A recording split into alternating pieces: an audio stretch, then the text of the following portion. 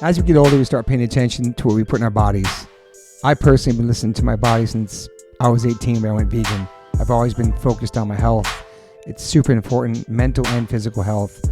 But it's really important for people who are just starting to get more healthy and trying to step up their life. Doing your homework, reading the labels, researching and verifying everything that's quality. It's part of the game these days. That's why I started drinking AG1s. I'm so proud to have them sponsor my podcast. AG1 is a foundational nutrition supplement that delivers daily nutrients and gut support and is backed by multiple research studies. You can trust what you're putting into your body. We're all so busy these days, so just throw a pack of AG1 in the morning into a cup of water and shake it up and drink it. I love the way it tastes. I do it every single morning. It's part of my routine. I bring the packets on tour. It's an incredible life changer for me. Many supplements only reference research from ingredients in their product, but I trust AG1 in my daily routine because it's constantly putting the formula to the test. It's backed by multiple research studies, and one of those research studies, AG1 was shown to have double the amount of healthy bacteria in the gut, which is super important because these help digestion in the immune system and the immune health. And these bacteria are known to help with digestion as well, gas and bloating, which I freaking need. And it also promotes regular bowel movements, what I can attest to.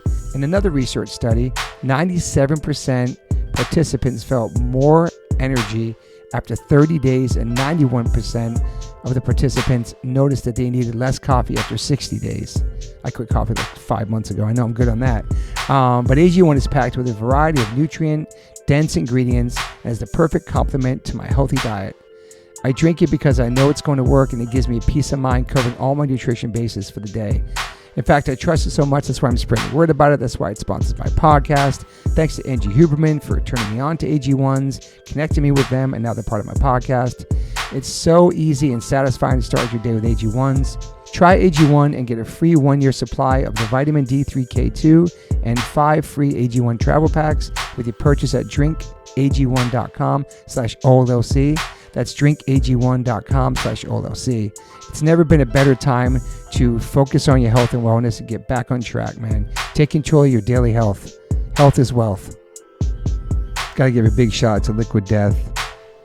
I've been in a band called H2O for 30 years, and my first real job with a company is a water brand. Go figure.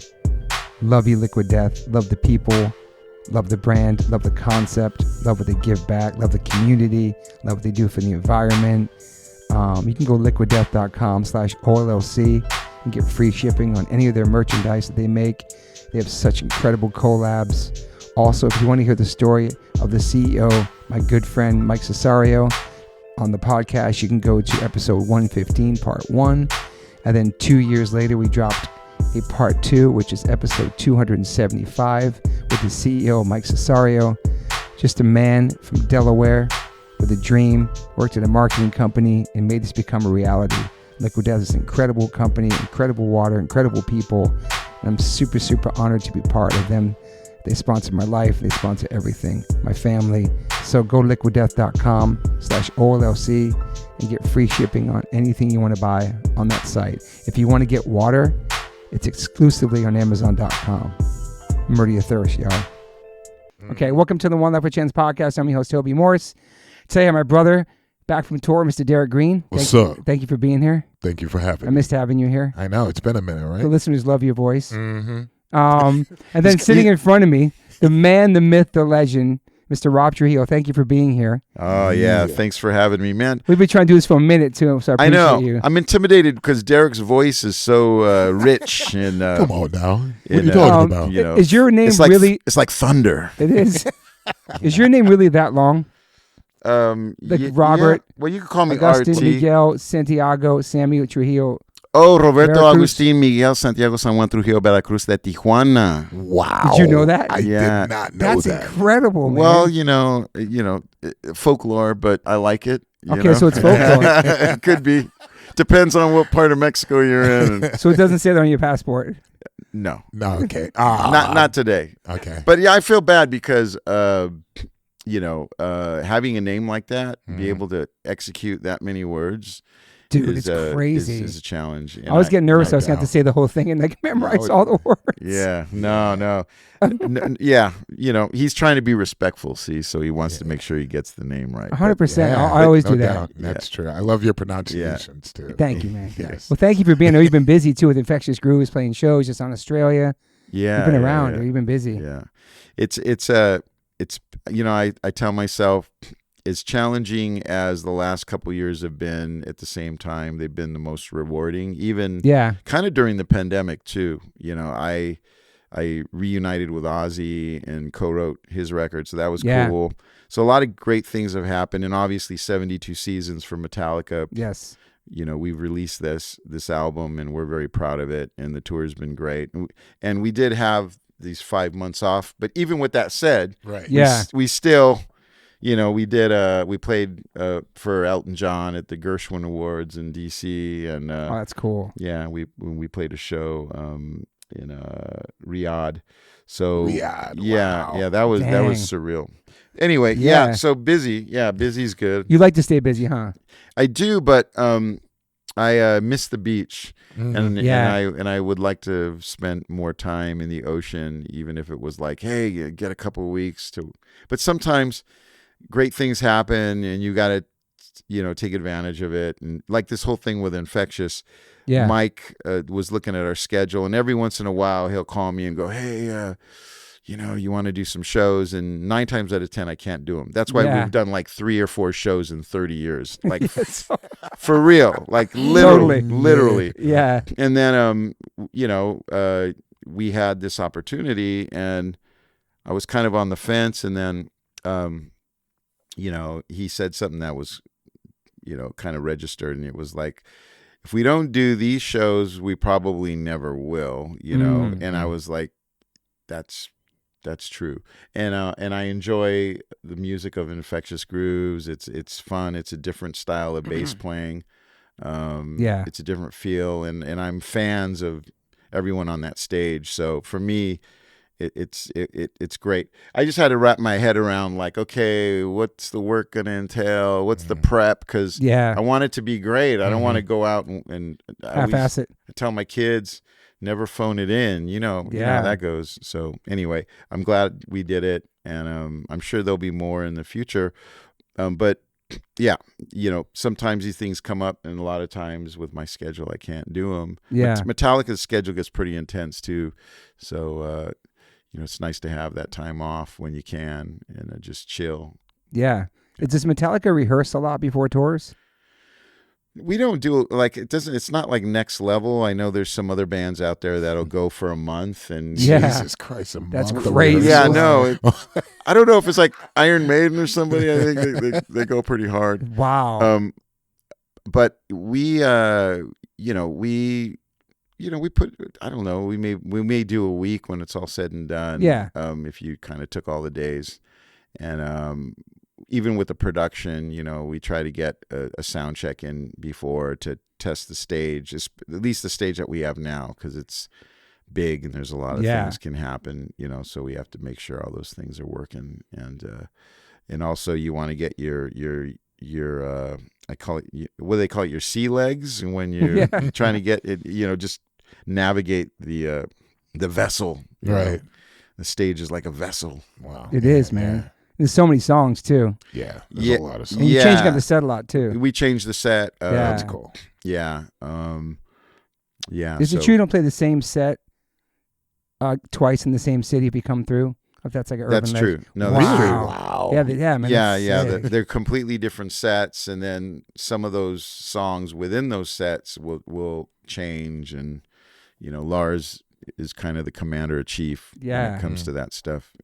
It's crazy drummers do that. My drummer did the same thing. He was always in charge of the set list. I don't know if it's like the drummer thing. They're like, because they know the segues and stuff. I don't know. It's interesting. Yeah. They usually can navigate the pace of a show, and he's also like keeping tabs on, like, what did we play here last time, or what deep cuts did we play, because maybe we don't want to play those this time. Smart. Yeah. So he's thinking a lot about this stuff, and we're maybe less, thinking about that stuff. But Lars is really great at putting together a show. And James, obviously, he's really focused on the details and the music and parts and stuff like that. So it's a good balance with those two guys. Yeah, I mentioned to Lars, I hung out recently out here and mentioned I was going to Europe, and he's like, how many shows you playing? I said, I'm playing 9 shows in a row. He's like, in a row? And I go, yeah, I'm in a punk band. We're in a van. We play every single night, no days off. He's like, we're going to play 9 shows in a row in such a long time. Right. That's a lot, man. But the thing that's interesting about that is I remember back in the day, because Suicidal Tendencies in 93 and 94. Oh, yeah, dude. Yeah, we opened for Metallica, and Metallica would play 6 shows in a row or whatever. Okay. Right. So back then, yeah. So it's almost like Metallica's earned that, of course, right now to be no back-to-backs and whatever, however many shows per week. Just like. Is it a show day off? Yeah. Wow. Yeah. It's Nice. pretty much that. But I like that. Bro, imagine. Yeah. I can only imagine in my wildest dreams. I mean, I kind of like with Infectious, we were doing back to back, and you get into a rhythm. Yes, this is true. I love the rhythm. The rhythm is good, and it's nice to have the break. Maybe you go 3 and then you take the break. I think 3 or 4 is perfect. 1 or 2 days off, right? Recalibrate in the right cities. So you get burnt out and stuff. Yeah. See, especially with singers, we need days off to rest a voice, and it's so important, man. I agree. I think 3 and 4 is good. I like 1 day off. Like too many, then it's just like, oh my God, it's like starting over. Then you're also like, why am I away from my family just sitting around not doing anything? Yeah, that's another thing too. Like if I am away, then I want to be productive. Yeah. Do as much as possible. On the road. Doing Infectious Grooves shows in between Metallica shows. Yeah, that'd be crazy. I mean, it's a lot of work for me with both bands, actually. I was going to say with Infectious because the bass is sort of commands, right? central or whatever. But at the same time with Metallica, there's certain things that I have to do within that band. Like there's a moment in the show where Kirk and I do duets. Yeah, it's awesome. Right. And there's a lot of work in that. And I remember 4 years ago when we were in Europe playing the stadiums, I was just like, okay, we're going for grand slams here, Kirk. So I would learn to sing a song in the native tongue of that particular. We're in Moscow, so I'm learning who is the David Bowie of Moscow. So then we're gonna pick a song from that artist, and then for 2.5 minutes, I'm gonna phonetically sing it. I mean, it's a lot of prep. Wow. It was like 6 months of work, and then Spain. Right. We played Johnny Holiday song in Stade de France, and the fans don't know what we're gonna play, right? And all of a sudden, it's like we're playing Johnny in Stade de France and Quoi Magal, and the crowd's crying, and they're, oh my God. Wow. But the problem with that, because it was a lot of work, and I'd have to go to Hawaii to work with Kirk. Oh my. The preparation was, I'm going out of pocket because I want this to be.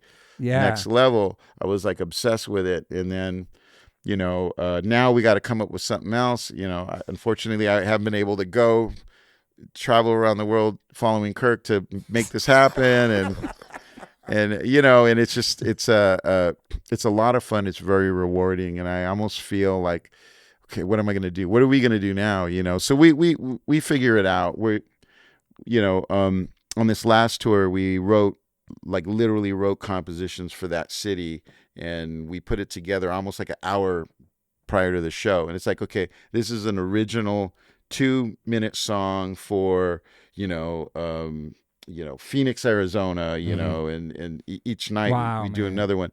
So it's a little bit of a different deal, but it still requires a lot of work. So the workload with Metallica for me personally is still kind of gnarly. And especially doing that stuff. Yeah, that kind of stuff. And I'm like, man, I gotta stop. It's like, I gotta chill. I'm not. Do you ever bring your surfboard with you on tour and stuff and try to find spots, or are you probably too busy for that? Well, when we are in spots where there are waves, we will surf. That's cool. But we don't bring our own boards. Usually, we have friends, and before we arrive, like in Portugal, I have a really great friend there, who's a surf guide. His name is Antonio Viega.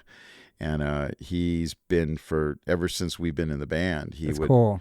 He will take us surfing. But the last time we were there, I couldn't get a hold of the dude. Oh man! Why couldn't I get a hold of him? He was surfing. Oh, he was at a show. He was at Sepultura show. He was doing time.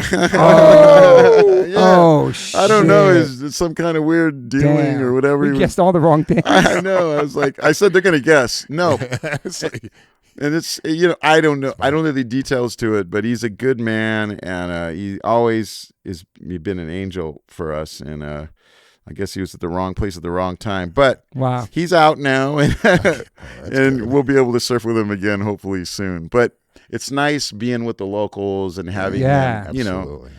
I have boards already in Portugal, but recently I was in Costa Rica, and Sick there. it's amazing, and I hadn't been able to surf, and it was like 8 months or something, and plus I've been on mid-length boards the last few years, and the guy that we went to go stay with, and who was sort of commandeering this whole thing, Chloe and I went out there as a French guy, who actually he's been in Costa Rica for 20 years, and he was a guitar player in a band. I forget the name of the band in France, and they toured and they did all that. But now he's kind of saving the jungles and Oh, wow. Savage Lands is the name of of the project, and it's great.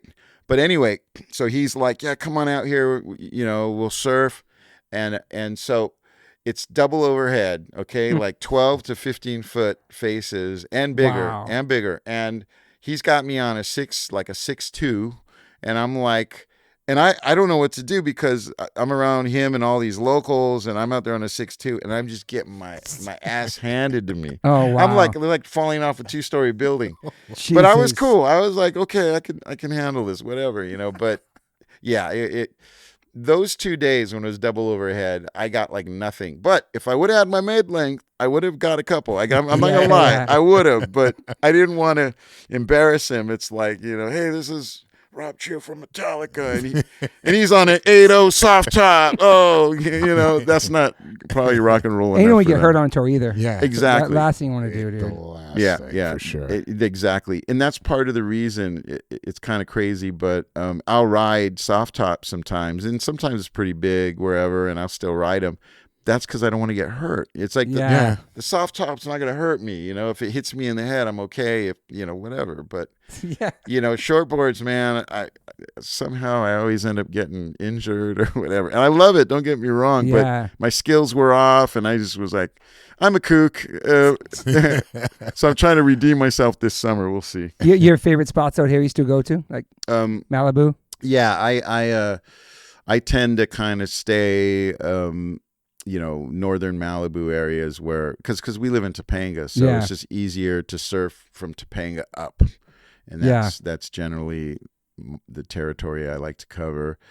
And I don't like crowds. I don't like when it gets too crowded. So I'll go to Zeros sometimes when it's pumping and surf there. But again, there's always a lot of people, and you got to dodge and weave, and someone's snaking you, whatever. I know. So you just got to kind of like take a deep breath and deal with it. I like County Line because it can take all the different swells, and you always get your wave there, and people aren't they don't think they're Kelly Slater over there.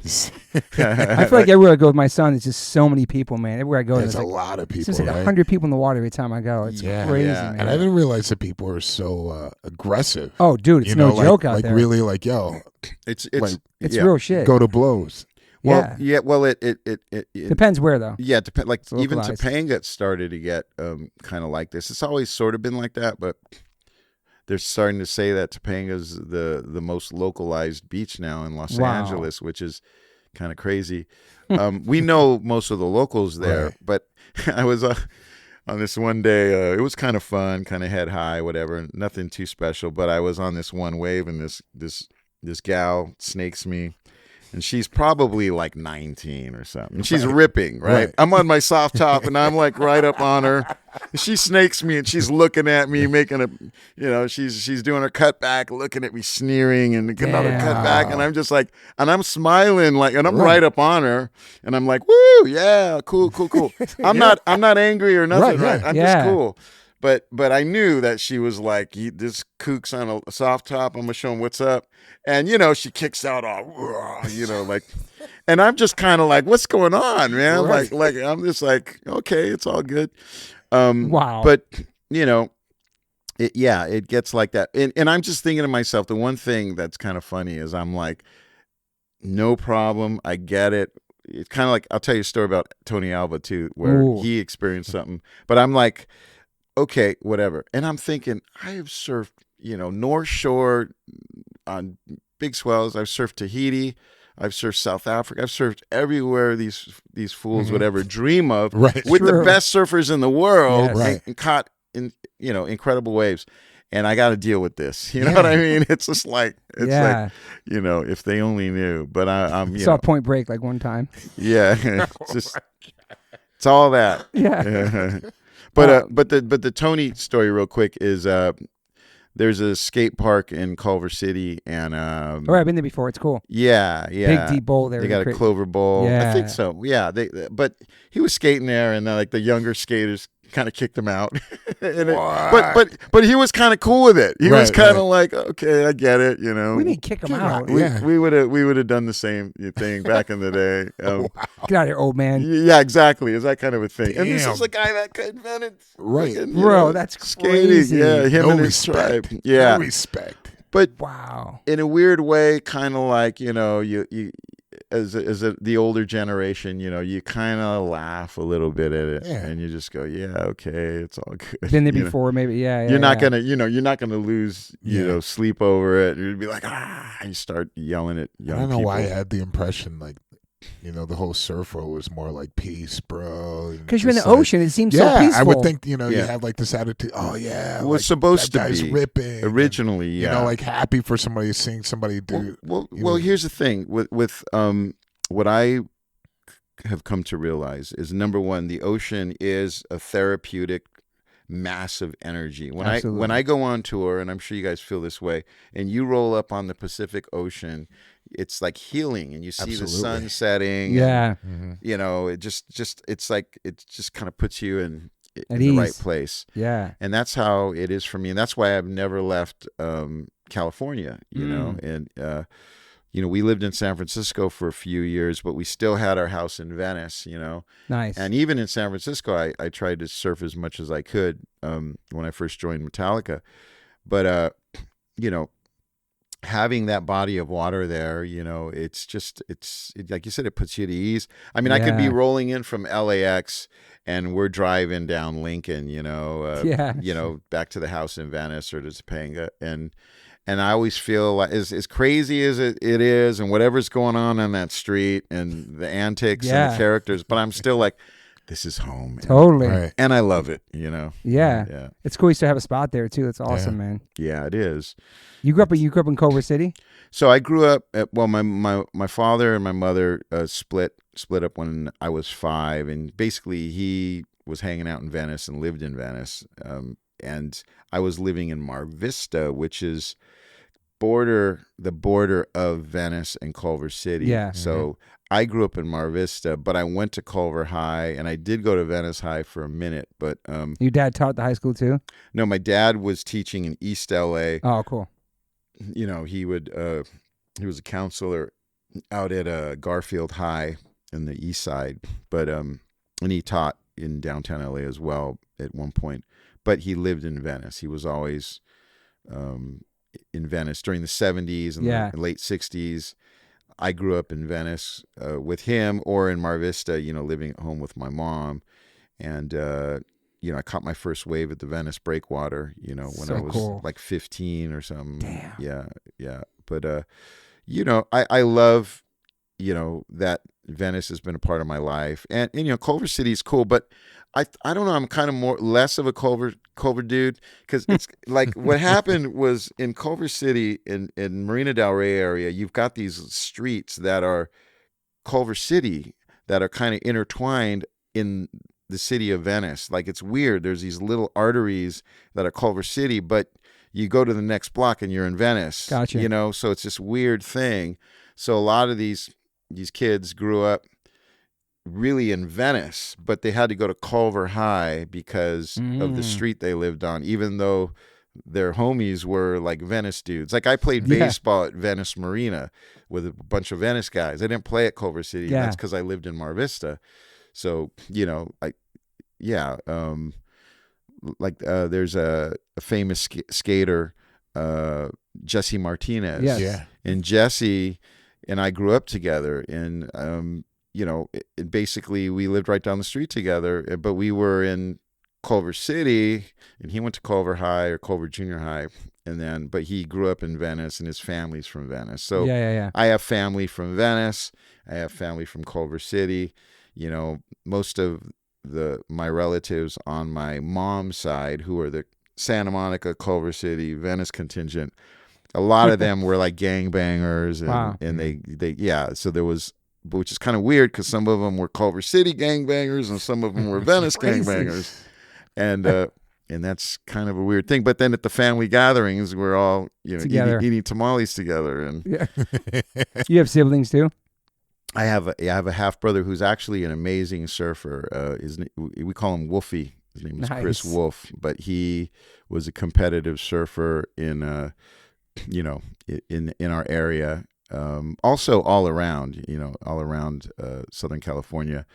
I still think occasionally he actually competes. He's like, he's over 50 now, but I think he's still like, he's still got that mindset. For sure. But again, I grew up skating, and then of course surfing, and surfing is still in my life. I did become an obsessed snowboarder. Oh, really? Yeah. Oh, yeah. You're good? Wow. I was actually a better snowboarder, like from sort of age 30 maybe, for about actually until I joined Metallica. That's when I kind of stopped because I didn't want to get hurt. Yeah. But I was really into it, and I was a better snowboarder than I was a surfer, but I wanted to be a better surfer. How old were you when you joined Metallica? Oh, yeah. I was 39. Damn, Whoa, crazy, that's bro. insane. I was 39. I didn't even think about that until now, actually. And I didn't have a family yet. In fact, my life changed when I joined Metallica because I had my first child with Ty, and married Chloe, and eventually a couple years later, Lula. So it's kind of was like really a new beginning. And then I was living in San Francisco. It's like when I got the gig, literally that moment, that phone call when Lars called me to go up for a photo session because I had just got the gig, I was not back in LA maybe to pick up some clothes or whatever on a flight. And then I remember I got in trouble one time. I didn't know I was in trouble, but I flew down, like we had rehearsal, Metallica rehearsal, and then I flew down because I had to get clothes, I had to get stuff. I hadn't been there in a few weeks, and I arrived late, like my flight was delayed or something happened, and so I had texted my tech to say, I'm not going to be there at 10 or 11. I'm going to be there like at 12 or whatever. Mm-hmm. And I guess he didn't tell James. So with James, I can always tell with the first hug when there's a problem. So I go into the workshop at HQ, and I roll in, and I'm just like, hey, thinking everybody knows that I had a delayed flight.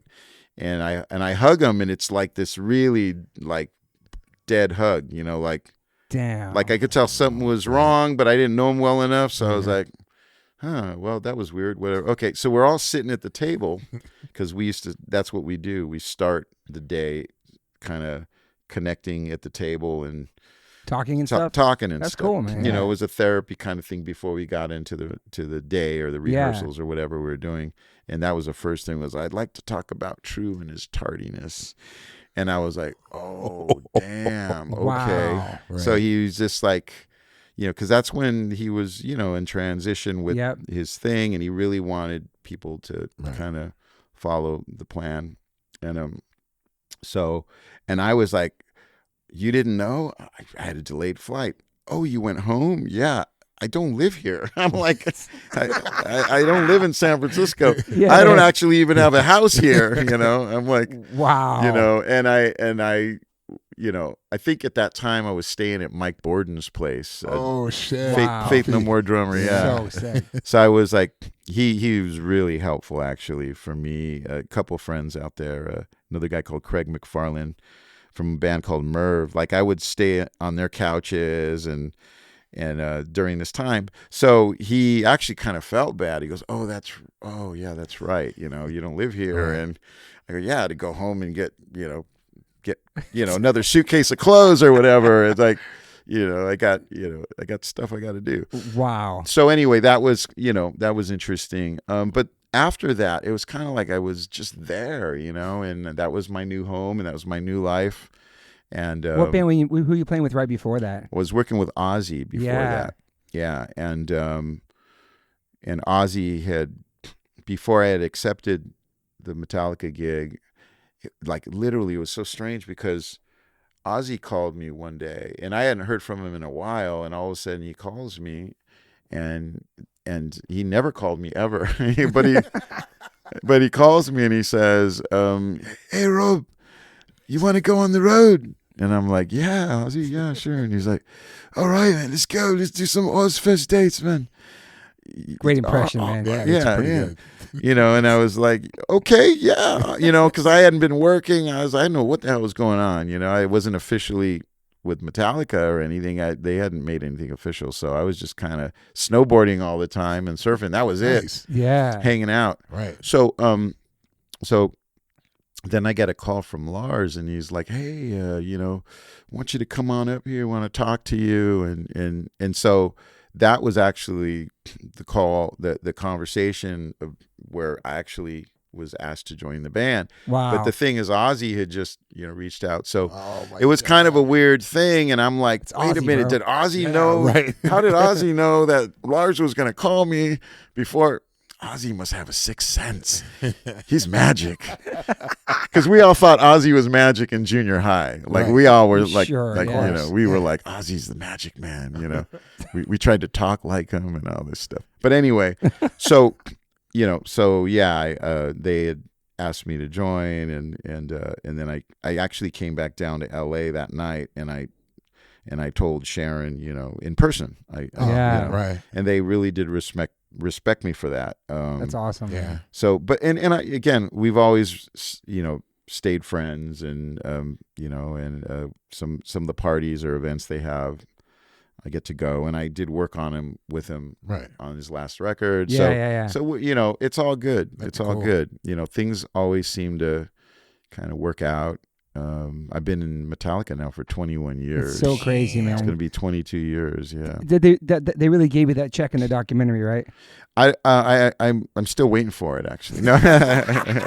Did it bounce? I think it bounced after that. Yeah.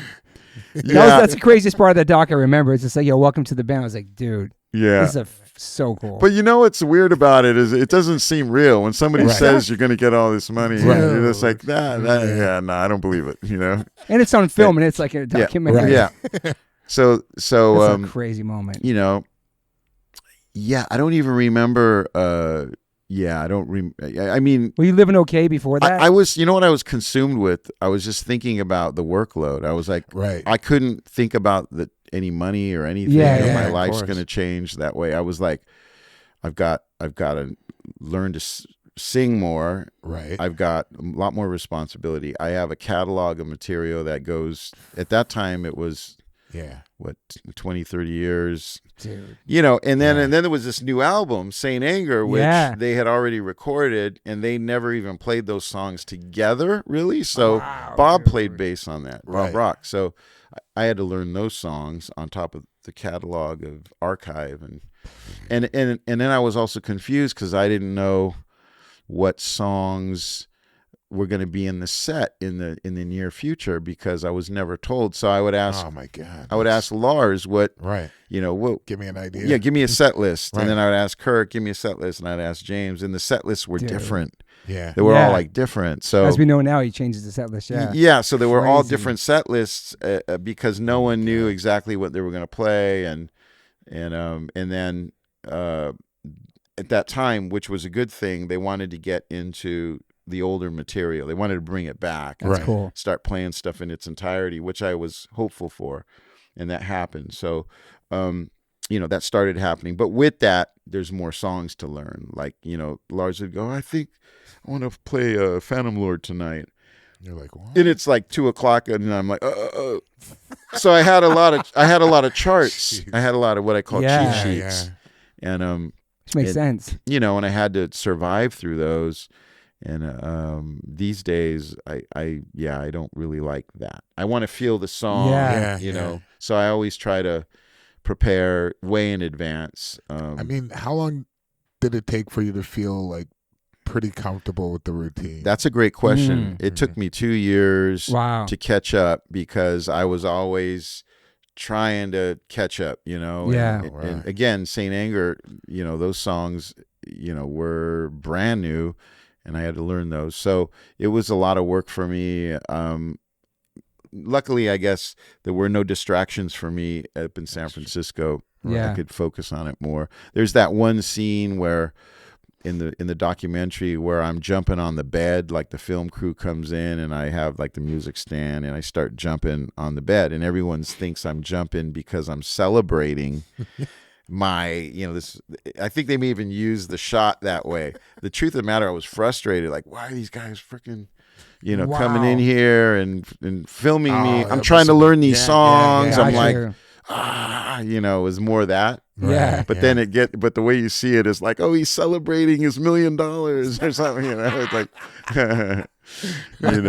But Wow. one of the most beautiful things that was really special was when those guys, I remember James saying, you're in this band, you're in this family, you're a part of the team, you're a band member, It's like, huge. and that to me was like, really inviting me into the family, so to speak. Sure. A lot of times, you're not You're a a quote unquote hired gun. band member. Yeah. Right. You're, Your hired gun. Yeah. So it was nice to feel comfortable in this massive sort of, moment and experience in my That's life. huge. Yeah. It's such a different world also from all the bands you've been in before that. Even Ozzy's big, but this is just a different world. It's just like, yeah, it's a different world, different machine. It's you take that path and that journey in your career where hopefully you get to play with the musicians that you really love to play with and that make you better. And I've been fortunate in being able to work with my heroes, like Jerry Cantrell, obviously sick. Lars, James, and Kirk, but also Mike Muir. He's a huge inspiration. Creative. Camera Revolution. Ooh, man. Yeah. That was all those records. That was the first. That was the first record that I know co-wrote. So 1990. I remember getting Bro. that. Yeah. I can't fade it out of my mind. I just remember Stymie. a cassette tape. Yeah. That goddamn cassette tape. Yeah. He called himself Stymie on the record. That wouldn't be his full name.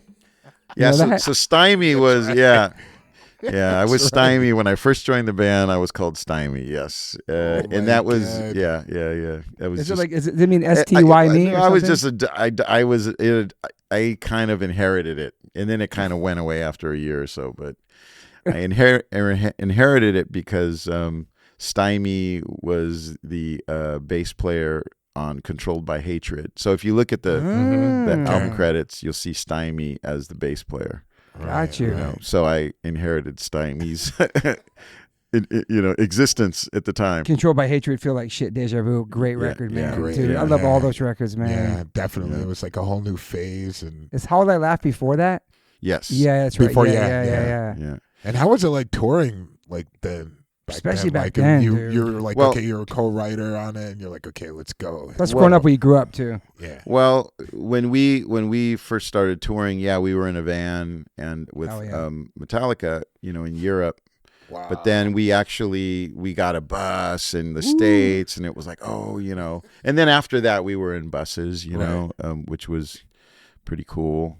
Yeah. It was a major label, or wasn't it? Yeah, it was a major label. Yeah, That was something that was Epic new. or something? Epic Records. Yes, Yeah, Epic, and I that's was like, right, oh my yeah. God, they're going big time. So it was like, and I remember when I first joined Suicidal, I went to high school with Rocky George. Wow, And legend. Rocky and I were I remember being in science in junior high together, and he is a smart dude. He was always like, he was like a straight A student. Oh, and, that's No awesome to way. hear. well, both of his parents were teachers, Yeah, they were both teachers. In fact, his dad was the the principal at Hollywood High.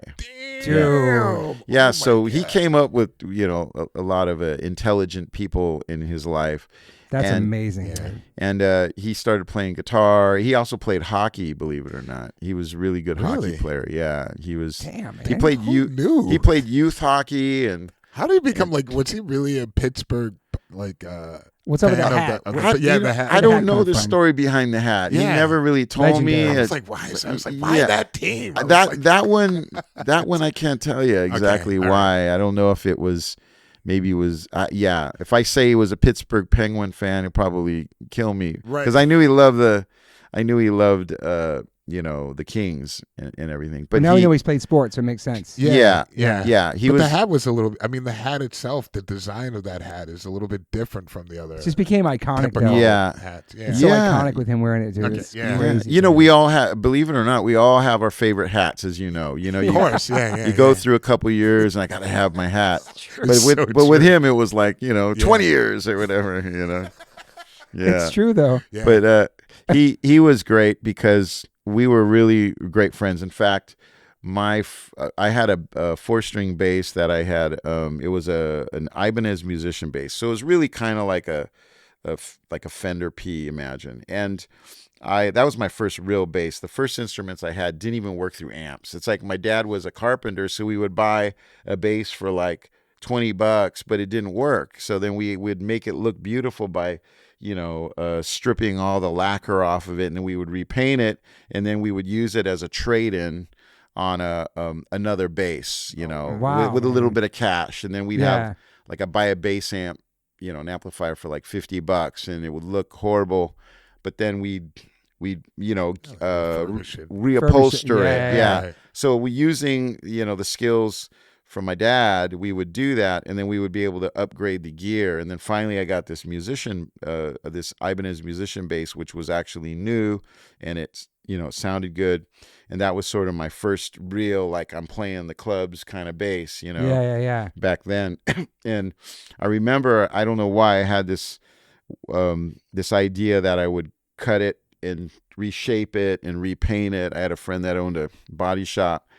And it's funny because Geddy Lee said he did the same thing to one of his basses, and there's the same color. Oh, Mine was wow. blue and his is blue, and That's it was cool. like we were laughing about that. So then I put a whammy bar on it, did all this silly stuff, and it didn't sound as good, and it looked cool, but it wasn't the bass it was. Like nowadays, now I'm kind of pissed off that I did that, because I remember the bass originally being, pretty cool. So that bass, of course, I took it out to a club and played at a jam session in over in Marina at a place called Brennan's on Lincoln Boulevard, and of course it got stolen. Somebody Man.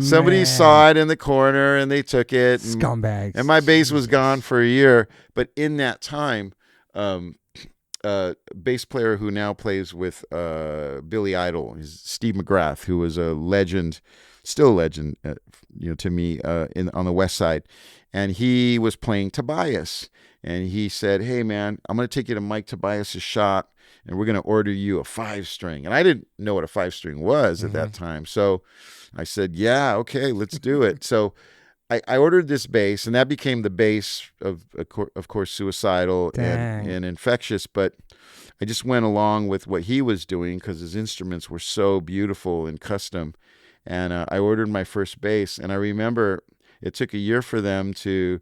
They had it less than a year, but I couldn't pay for it because I didn't have the money, right? At the time, I was doing construction work, and Rocky gave me the money to get it to, he That's loaned awesome. me the money to get the bass out of the shop so I could have it in my hands and start playing it. And, That's cool. and I always respected that of him, so there were other times where I helped him out too, when he was in a situation. So we had that connection, and he brought me into Suicidal. They had fired the bass player at the time. How old were you then when you got in the band? I was 24, 25 at that time. And then, and I remember I had this funk band, with these incredible musicians, but, they were kind of flaky. I was like picking people up in South Central and picking people up in Santa Monica and driving to, Redondo or Hancock Park. What was the band called? We were called True Colors. Nice. Yeah. We played like, cool name. We played clubs primarily on the west side. Like there was a place called Madam Wong's West, and we played there. It was on Wilshire. That was like that was the happening venue at the time. And I remember seeing like Danzig there, or seeing like Hetfield hanging out, checking them out. But we had, it was like it was a good scene back then. But we played there a bit, and we were really good. And in fact, that's when Mike Muir saw me play. It was with those guys, because R.J. Herrera, the drummer at the time for Suicidal, who I knew before I was in Suicidal, I was playing with him in this funk band. He was our drummer sometimes, not always, but most of the time. So Mike came to check out RJ, and he saw me, and he thought I might be cool to audition. So I auditioned and I got the gig. But here's the thing. Crazy. I was doing that thing that you do when you're young and you're attached to your band. And I was like, he goes, yeah, man, you got the gig. Rocky did. And I said, oh, I got to think about it. I don't know. I said, and he's like, what? And I'm like, well, I got my band and we're going to get a deal and we're going to, which was all not really true, but I wanted to believe it. Right. Yeah. And basically he was just like, what? And then he's like, listen, man, we're going on this big tour. We're opening for Anthrax. It's like their first arena tour in Europe. We're opening for them. Obviously we're making records on Epic. And this is an incredible opportunity, and I think you'd be crazy for passing it up. And so, I said, well, he says, I'll give you 24 hours. Tell me tomorrow. And then I called him 20 minutes later, and I was like, I'm in. Wow. Yeah. But everything sort of has its place in your life. And I know from the funk band that I had that I learned so much, and I had mentors in that group. In fact, one of my mentors was a guy called Chris Gators, who was originally from the Bay Area, but he was now with his family down in Santa Monica, and he went to Santa Monica High School, and he came up with kind of Lenny Kravitz. Oh, that's cool. A guy called Tony Lamons and these players, and he was a multi-instrumentalist, so he's an amazing bass player, amazing guitar player. He ripped like Randy Rhoads solos, and he was actually a brother. Really? Yeah, man, Nice. He was a badass. And he yeah. would play Hell like yeah. level 42 songs on keyboards and shit, and it was like, he was just one of these gifted, Right. and he was my mentor. That's cool. And, and I was in this band with him. So I was like in a band with a guy that was like my teacher, Yeah. And it was, so when we did the first Infectious Grooves album, he actually, I had him play on it. And so him and Dean Pleasance, there's just this incredible guitar, they're just like one, the stuff they were playing, the interweaving of the, between the chordal movements and the wah and the chicken picking and all that. So Dean's now he's in Suicidal, but it was just great having him. Unfortunately, he passed away about 10 years ago. These are the guys that were really my teachers. It was another keyboard player that I had worked with, a couple guys that were really important to me. And then, of course, Suicidal Tendencies was the gateway to everything. The first Infectious Grooves album is how I met Ozzy, because he was recording No More Tears in a studio called, Devonshire in North Hollywood. So how it is when you're recording in the same compound with other musicians and bands, it's like fraternal, Right. you're all, Yeah. you're striving for this your art and your music with your new record, and Ozzy was there. He was wild back then, and Zach, Mike Inez, and everything. So, that's how I got to know him, because he kept sneaking into our studio and hanging out with us. Ozzy would. That's cool. And then the minder would come in like, "Have you seen Ozzy?" And be like, "No, man." He's like, "Oh, we can't find him again." All of a sudden, he like creeps into the, "Hey, don't tell him I'm here." He's like, it was just like, amazing, there was good times. He ended up singing on a song called "Therapy," which was fun, and that's how I got the call to audition a few years later when they were looking for a bass player. So everything kind of happens. Totally. It finds its place. What inspired you to start bass, and how old were you when you started playing bass? So my dad, as long as I can remember, I remember him playing flamenco guitar. And if you see the fingering, it's similar to that of a finger-style bass player. So I started playing acoustic guitar this way.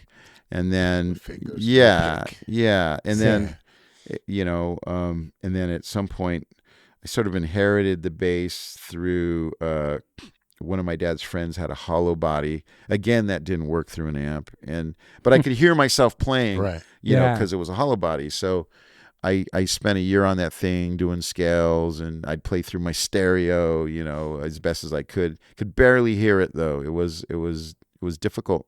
But I look back, and it's like the kind of bike with training wheels for me, it's just like learning how to navigate that thing, and the action was really high, and it was a challenge, but that was my first bass, and so my a friend of mine, just before that, we would ditch school, and he played drums and guitar, and his brothers were all musicians, so we would play their instruments,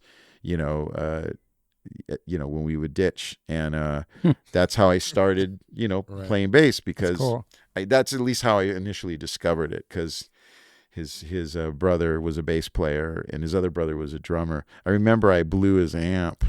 Yeah, that was a bummer, and he was cool about it though. He was like, I had to pay. Of course, I had to get it fixed, but I remember I blew his amp, and and I had to, I don't know, mow a couple extra lawns or something, and to pay this dude. Your mom was always playing like music in the house and stuff?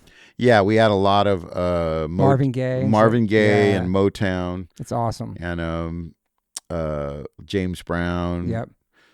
Me and my dad, they were split up by then, but he was playing a lot of, Rolling Stones and Ohio players. We were big on them. You're from Ohio. By the way, I have this complete obsession with Dayton, Ohio, and that's another conversation, but my God, I might want to do a documentary about that place. Wow. No, because Dayton is where, if you ever have a chance and you look up the bands, the funk rock bands that came out of Dayton, it's the Ohio Players band called Heat Wave. I know Heat Wave. Which had a song called Groove Line. It's LTD. It's it's crazy, the list of these bands that came out of Dayton, and it's like they even call it the capital of funk. So something you didn't know about Ohio, bro. Yeah, I know. So for me, it's just like man, it's like I've been there, I'm sure, playing, through the years, but that would have been a long time ago, and now I'm like, oh my God, Dayton. That'd be cool if you did a doc on that. Yeah. You did a Jocko doc too, right? Yeah. Dave Chappelle knows this. You did other what? Dave Chappelle might know. Oh, he might know. About the funk. Yeah, it's it's serious. Yeah, because the bands that came out of there were so incredible. There's a band called Slave, and they had a song called Slide. Dom, dom, dom, dom, dom, dom. And this bass player Mark Adams, and the stories though with all these cats, they're really sad. Like they got murdered, or they got caught Dayton, up. Man, come on. I mean, they things that happened to them, the crazy car accidents, Some of the music that inspired me the most coming out of that city, and then their life stories are just pretty wild. But that'd be cool. Yeah, I did a Jocko documentary about 12 years ago that you produced it and stuff. Yeah. Yeah, that was a passion project that was the most difficult thing I ever did in my life. But big inspiration to you, though. Yeah. Yeah, in fact, a lot of the songs back when I was writing, actively writing with Infectious Grooves, a lot of the bass stuff I was pulling from was from him, from Jocko, but also there was a bass player. There's a bass player called Anthony Jackson. A song called "Money, Money, Money, Money." Oh yeah, we know that. Yeah. So that bass player is phenomenal. Anthony, because he played with a pick and his fingers, and Damn. And I got to interview him for the film. So I met a lot of my heroes making that film, and Geddy Lee, of course, I met through that film. But also, there were other bass players who were more metal bass players, or like Flea, was a part of that with me.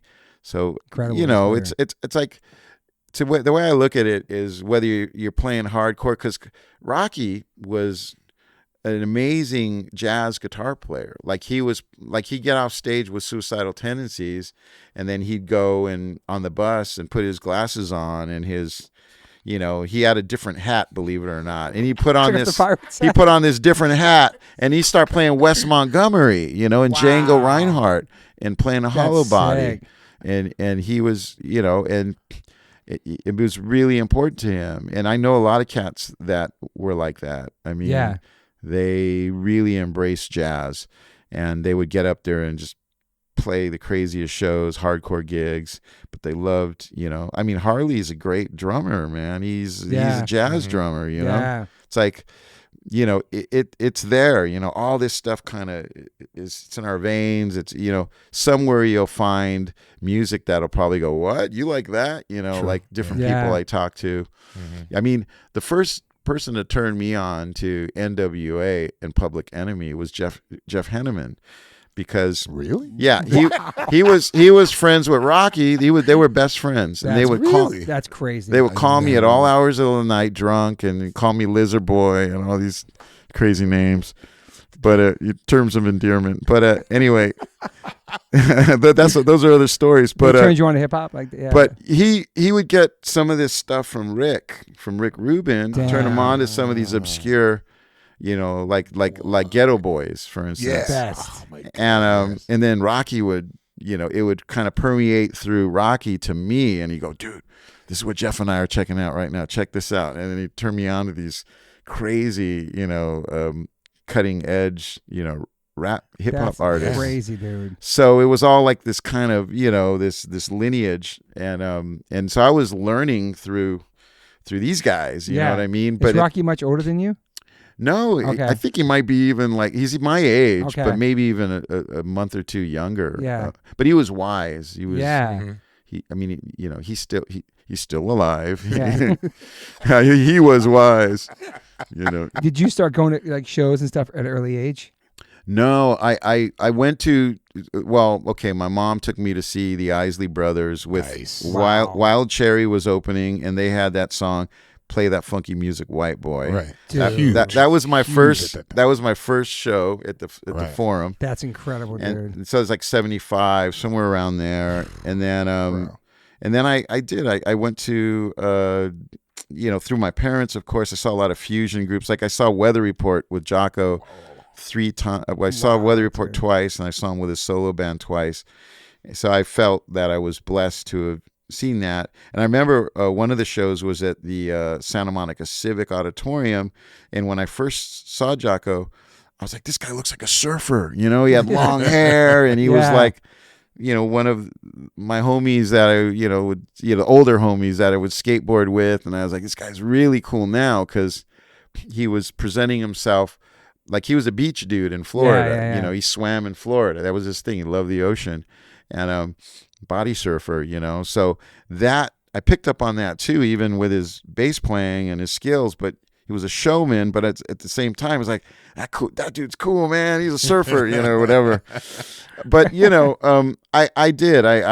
I would sometimes get dropped off. My dad would drop me off at the Santa Monica Civic, and I'd see Dio and Wow. You know, but again, I was mixing it up. I would see, you know, I saw like a band, progressive band, Yes, and I go to all these different types of shows. So your parents were super supportive of music and all that. Yeah. They would take me. The only thing that my mom, I wanted her and her boyfriend at the time, I was begging them to take me to see Zeppelin, and I didn't get that one. And didn't get Parliament Funkadelic either at the Coliseum. I didn't get that one either. So I'm still like, man, you know, still pissed off about that. Yeah. But here's the interesting thing. I didn't get to go to those punk shows, some of those early 80s, late 70s punk shows. But the weirdest thing is my cousins all went. Like my cousins, they saw Suicidal. Like I loved Suicidal. I was wearing all the gear before I even was in the band, before I knew Mike. Had your hat flipped up, all that? I was always into it, man. Sick. But Rocky had just joined the band, so it was like he was our hero, right? And at that point, I had definitely, you know, caught on. But prior to that, my cousins were like crazy punkers, man. Like in the late 70s, and they were going to, you know, the Olympic Auditorium, and legendary. They were going to they were seeing they're like 14 in the back of a pickup going to these shows, you know, and when it was scary too back then, for sure. There's a lot of fights, very suicidal shows. Yeah, it was kind of gnarly back at that time, you know, kind of 82, 83. Yeah, it was pretty intense. So, and it's funny because my cousins now, you know, they're all kind of semi-conservative, and you know, they're, you know, it's hard to get them even out of the house to go to a show. But that was also the cool thing, is having, you know, family members that were into, like one of my older cousins turned me on to like ZZ Top, you know what I mean? And then my brother, my best friend's older brothers turned us on to Sabbath. Like we would play Sabbath albums, you know, light candles and shit. And wow, dude. And you know what I mean? And we'd be listening to Sabbath and trying to play like Led Zeppelin backwards and hear the, you know, the messages, and, you know. That's crazy. And later on you're playing with Ozzy. That's crazy. Yeah. Scare ourselves, you know. Crazy. But that's a trip, huh? I mean, for all of us, because you grow up and you're listening to these bands, and all of a sudden you start to make, you know, you get to know them, and they're your friends. And you're like, you know, and like Geddy Lee's the craziest thing for me, and Ozzy too. Because like you said, I was playing Ozzy songs in backyard parties. I had my backyard party band back in high school was called Oblivion. That was my first time playing, you know, Rush, you know, Van Halen, and, you know, all this. You know, that was that. That's cool. Yeah, so it is surreal playing YYZ and all these weird Rush songs, and then Geddy Lee's, you know, at my house, you know, dude, hanging out. It's a trip, right? Like, kind of crazy. I kind of freaked out, like, meeting those guys. Like, I know I saw them for my first time in my life, and I was in my 30s, and it was in Brazil. And it was their first time playing in Brazil, which I couldn't believe. Wow. You know, they never played there.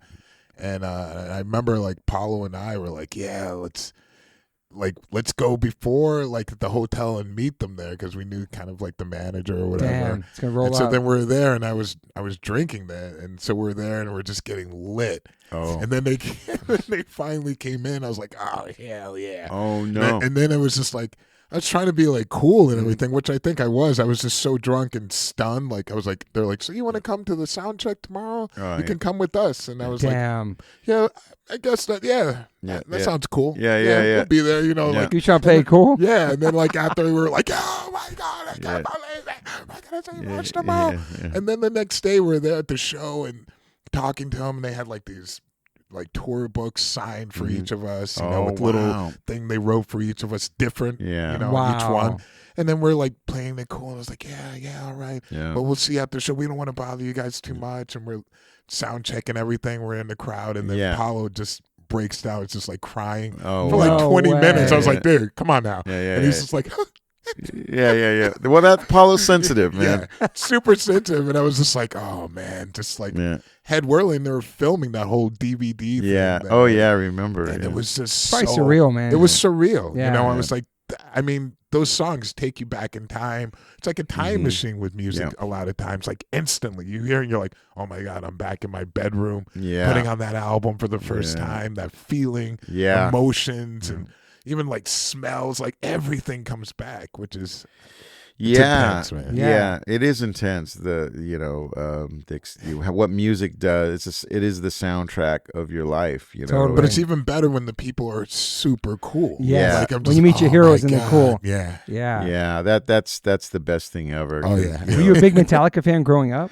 Oh man, check this out. So when I was I used to train, I used to go up in the Santa Monica Mountains with my what would be called a Walkman. Oh yeah, cassette. those. And I have I would go up there, and I would basically my cardio workout was I would run the trails in the Santa Monica Mountains, and my workout music was the Ride the Lightning album. That was the album that I would train to, and the other one was of course Slayer. You know, Right. Yeah, it's like Rain and Blood. So yeah, it's a sick soundtrack. Yeah.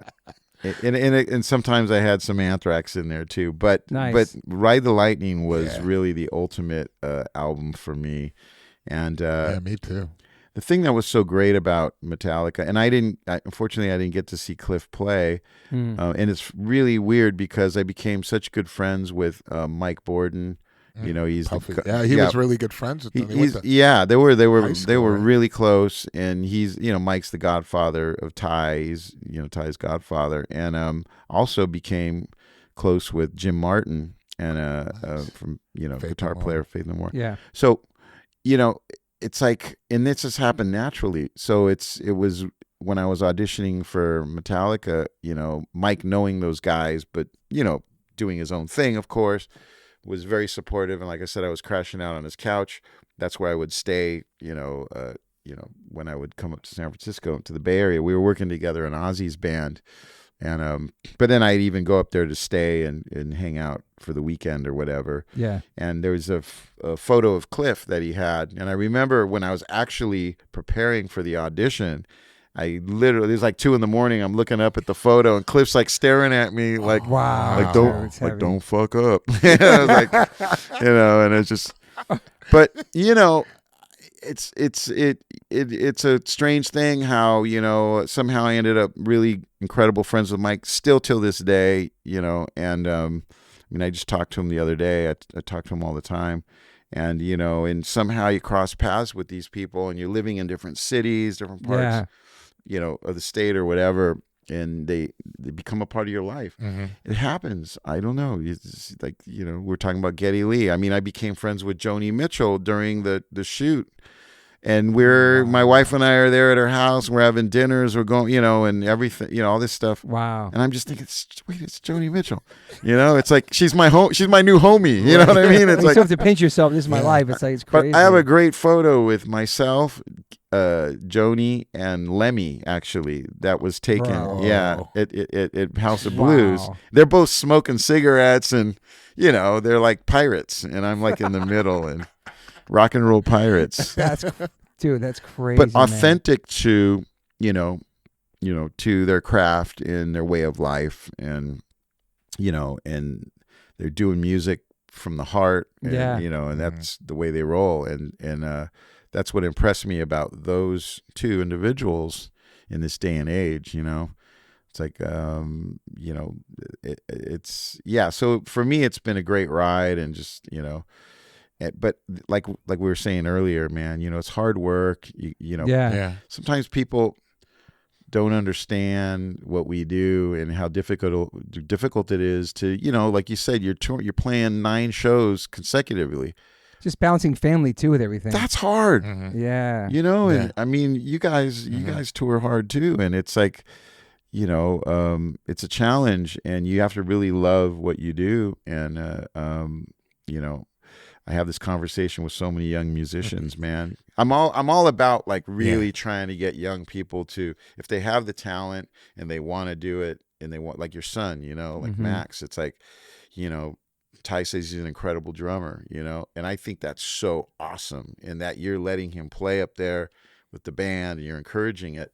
I'm all about encouraging young people to to make music, live music, real music. And, Yeah, it's important creativity for young kids too. Yeah, absolutely. An outlet for them too as well. Yeah.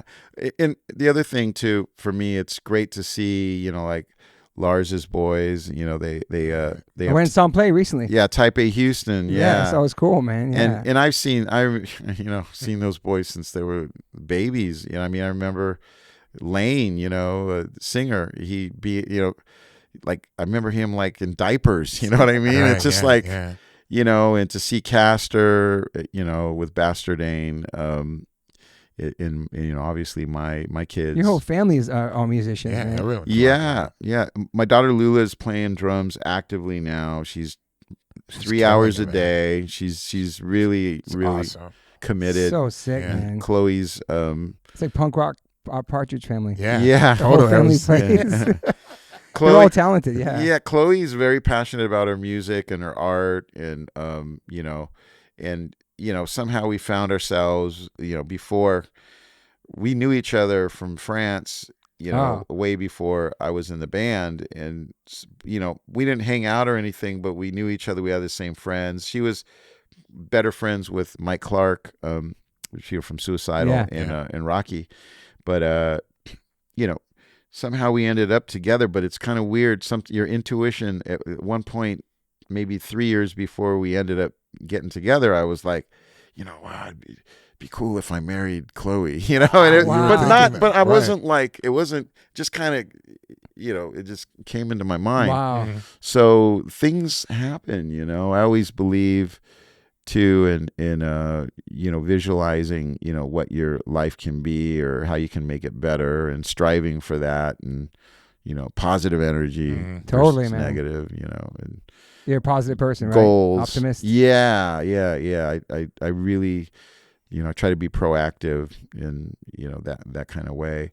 And, you visualize, you dream things. And a lot of stuff that I do comes to me, at like 4 a.m, like the Jocko movie we were talking about. Yeah. Like get ideas for the movie and I write them down and connect with my director, who was also, obviously a writer on that. And we would, go back and forth and bounce ideas. And it's nice when you have, whether it's musicians or writing partners, creative partners, where that you can present an idea and they're going to take it and it's going to exceed what you could ever imagine. And that's I think that's kind of what it's all about in general, just finding the right people that you can work with and that you trust, and that, your ideas can then exceed what they originally are.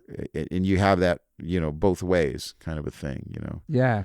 Yeah. You and Derek are pretty similar as far as like joining Metallica and you gonna joining ask this. Sepultura, then I know what you're gonna and then ask. like how soon when you join Metallica you start saying, yo, I got this riff, I got this thing. You want to start getting involved in the writing process, right? Because you did that too. Mm-hmm. You were trying to because you're in a band that's already been around for a long time, and then you join the band and your positions to play, we're going to play or sing. Right. As far as writing is concerned, how'd that go for you? Yeah, I think it's something like you were saying before, like sometimes you join a band and it's like, okay, you're here, we're hiring you to be a part of the band, and there's other, like you're a member of the band. Like both of you guys, exactly. Right. And I think for each band, it's different, it's going to be radically different. With me, they wanted, somebody immediately, like I was just like, I don't play guitar, and I was like, I felt like I need to, like I played very little guitar. I couldn't say like I'm a player at all, but I just played out of necessity of wanting to keep moving and doing music. So when I joined the band, I was like, I was playing guitar, but I'm not playing riffs like that. And then, Andreas would be like, okay, like we do some simpler songs and I would play. And then he's like, if you really want to play, then you should really put it all into it. You should practice these albums. If you can play, Exodus, Bonded by Blood from beginning to the end. Right. I was like, come on, really? He's like, yeah, like if you can play that, then, that's, you're 100% in it, or just focus 100% on vocals. Right. Yeah. It's like you choose. One of the, one or the other. Like if you're going to do it, don't do it half-ass. Like, exactly. And so I was like, you're right. You're absolutely right. I love messing around, but it makes more sense to focus because I just got in the band on vocals and really try to execute that. Well, as you know, I'm super tight with Paolo, and he said when he heard you and saw you, he was like, "That's the guy." It was awesome. Like, the power of your voice and your energy and everything. He was like, "That's the dude." He knew right away. So it's cool, man. Yeah, I mean, yeah, exactly. It's a beautiful thing as writers, and you come into a new situation, you don't know if you're going to be a writer. Right. Yeah. And I was a writer 100% in my other situations. And even with Ozzy, I was getting into some serious writing before I left. So that's always been important to me. But at the same time, it's like I'm joining Metallica, and these guys write amazing songs. Totally. And I'm just not going to suddenly insert myself into You're that. like, excuse me. Yeah, it's like, I got this riff. it's Yeah.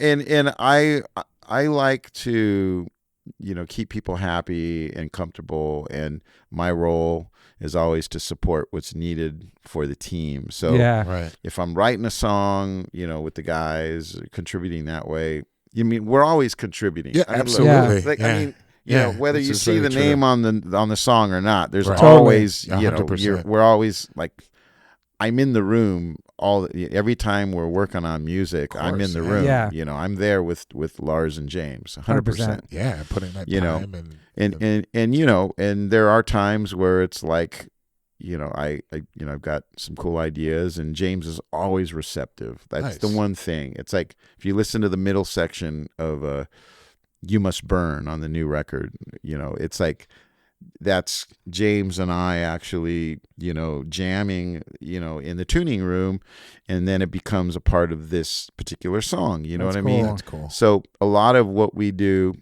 kind of happens from actually jamming, and someone will come up with a riff and bring it in. James is like, he picks up a guitar to turn a tuning peg, and he comes up with an insane riff, and it's just like, there's guys like that. Yeah. It's Yeah. just, you know all about Yeah. you. Both you guys do.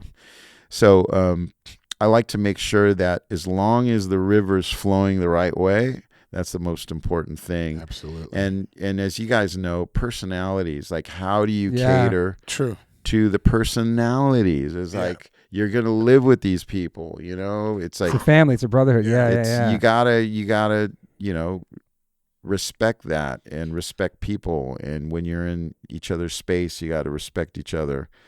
And, you got to help lift people, and all that kind of stuff plays into it. There's a million incredible players. True. And it's not always, guys have a certain feel that are better for the band and whatnot, but at the same time, there's still that, that kind of bond and that trust and that connection you have to have with each other, so that you're helping each other through life. you know? It's like a life thing, man. It is a life thing, man. Mm-hmm.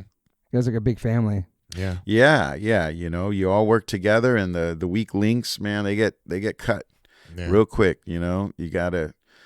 That's the one thing about our team. Just like you guys, you have your team, your family, your crew. Everybody gets Totally. along. You're there for the right reasons, and you trust everybody. And that's what happens. That's the way it's supposed to be. You guys are still touring on this record too. You're about to go to Europe Yeah. and do is it a bunch of shows in each country or something like that? Well, we do 2 in each city, so Yeah. we Takeover events. Yeah, we're going to Munich, and we're Yep. kicking off there. And, Vienna, Helsinki, Copenhagen, Norway, Poland, France, Spain. Yeah, all really. And they're there for a couple of days. Yeah. Yeah. You get to Right. spend some time in the Spend some city. time, yeah.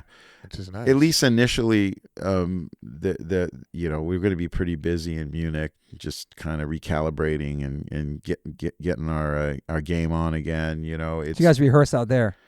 we're going to rehearse in the Bay Area Okay. for a few days, and then we're going to jump over there. I'm actually flying out there around the 17th, so it's everybody's different. We don't. That's the thing, is our schedules. Like we come together and we rehearse and we do what we do, but you know, I can't tell you where Lars is going to be or anybody. I don't know where. I can't. You know, we don't. You guys don't have a group text together? It's like, you know, where you staying? I don't know. It's like, you know, I mean, it's like, you know, we're all doing our own thing, but that's also because between families and you know, just life. Yeah, exactly. Life. You know, you taking care of stuff, whatever. Kirk and I tend to like to be in the same vicinity or the same hotel so that we can work on whatever, you know, duets or even, you know, support each other on songs. And I was going to ask you, you guys all stay in separate places, arrive different days. It varies. Yeah. Sometimes, you know, obviously we have to be together for the shows and, you know, but there was at one point, man, I remember, I mean, it's not so bad now, but it was like, everybody was staying, in different countries. It was like, wow. See you at the show. See you at sound check. It hasn't been that way in a long time, but I feel like when I first joined the band, that was kind of a thing. Do you have the All Within My Hand Foundation still? Yes, that is a beautiful thing. What I'm really super stoked about and proud is, you know, we have these.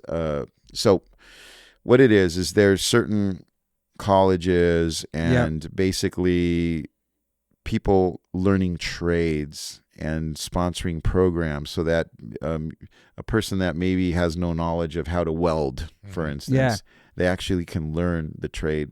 It's awesome. And learn how to weld and get a job welding, you know, stuff like that's an example, you know.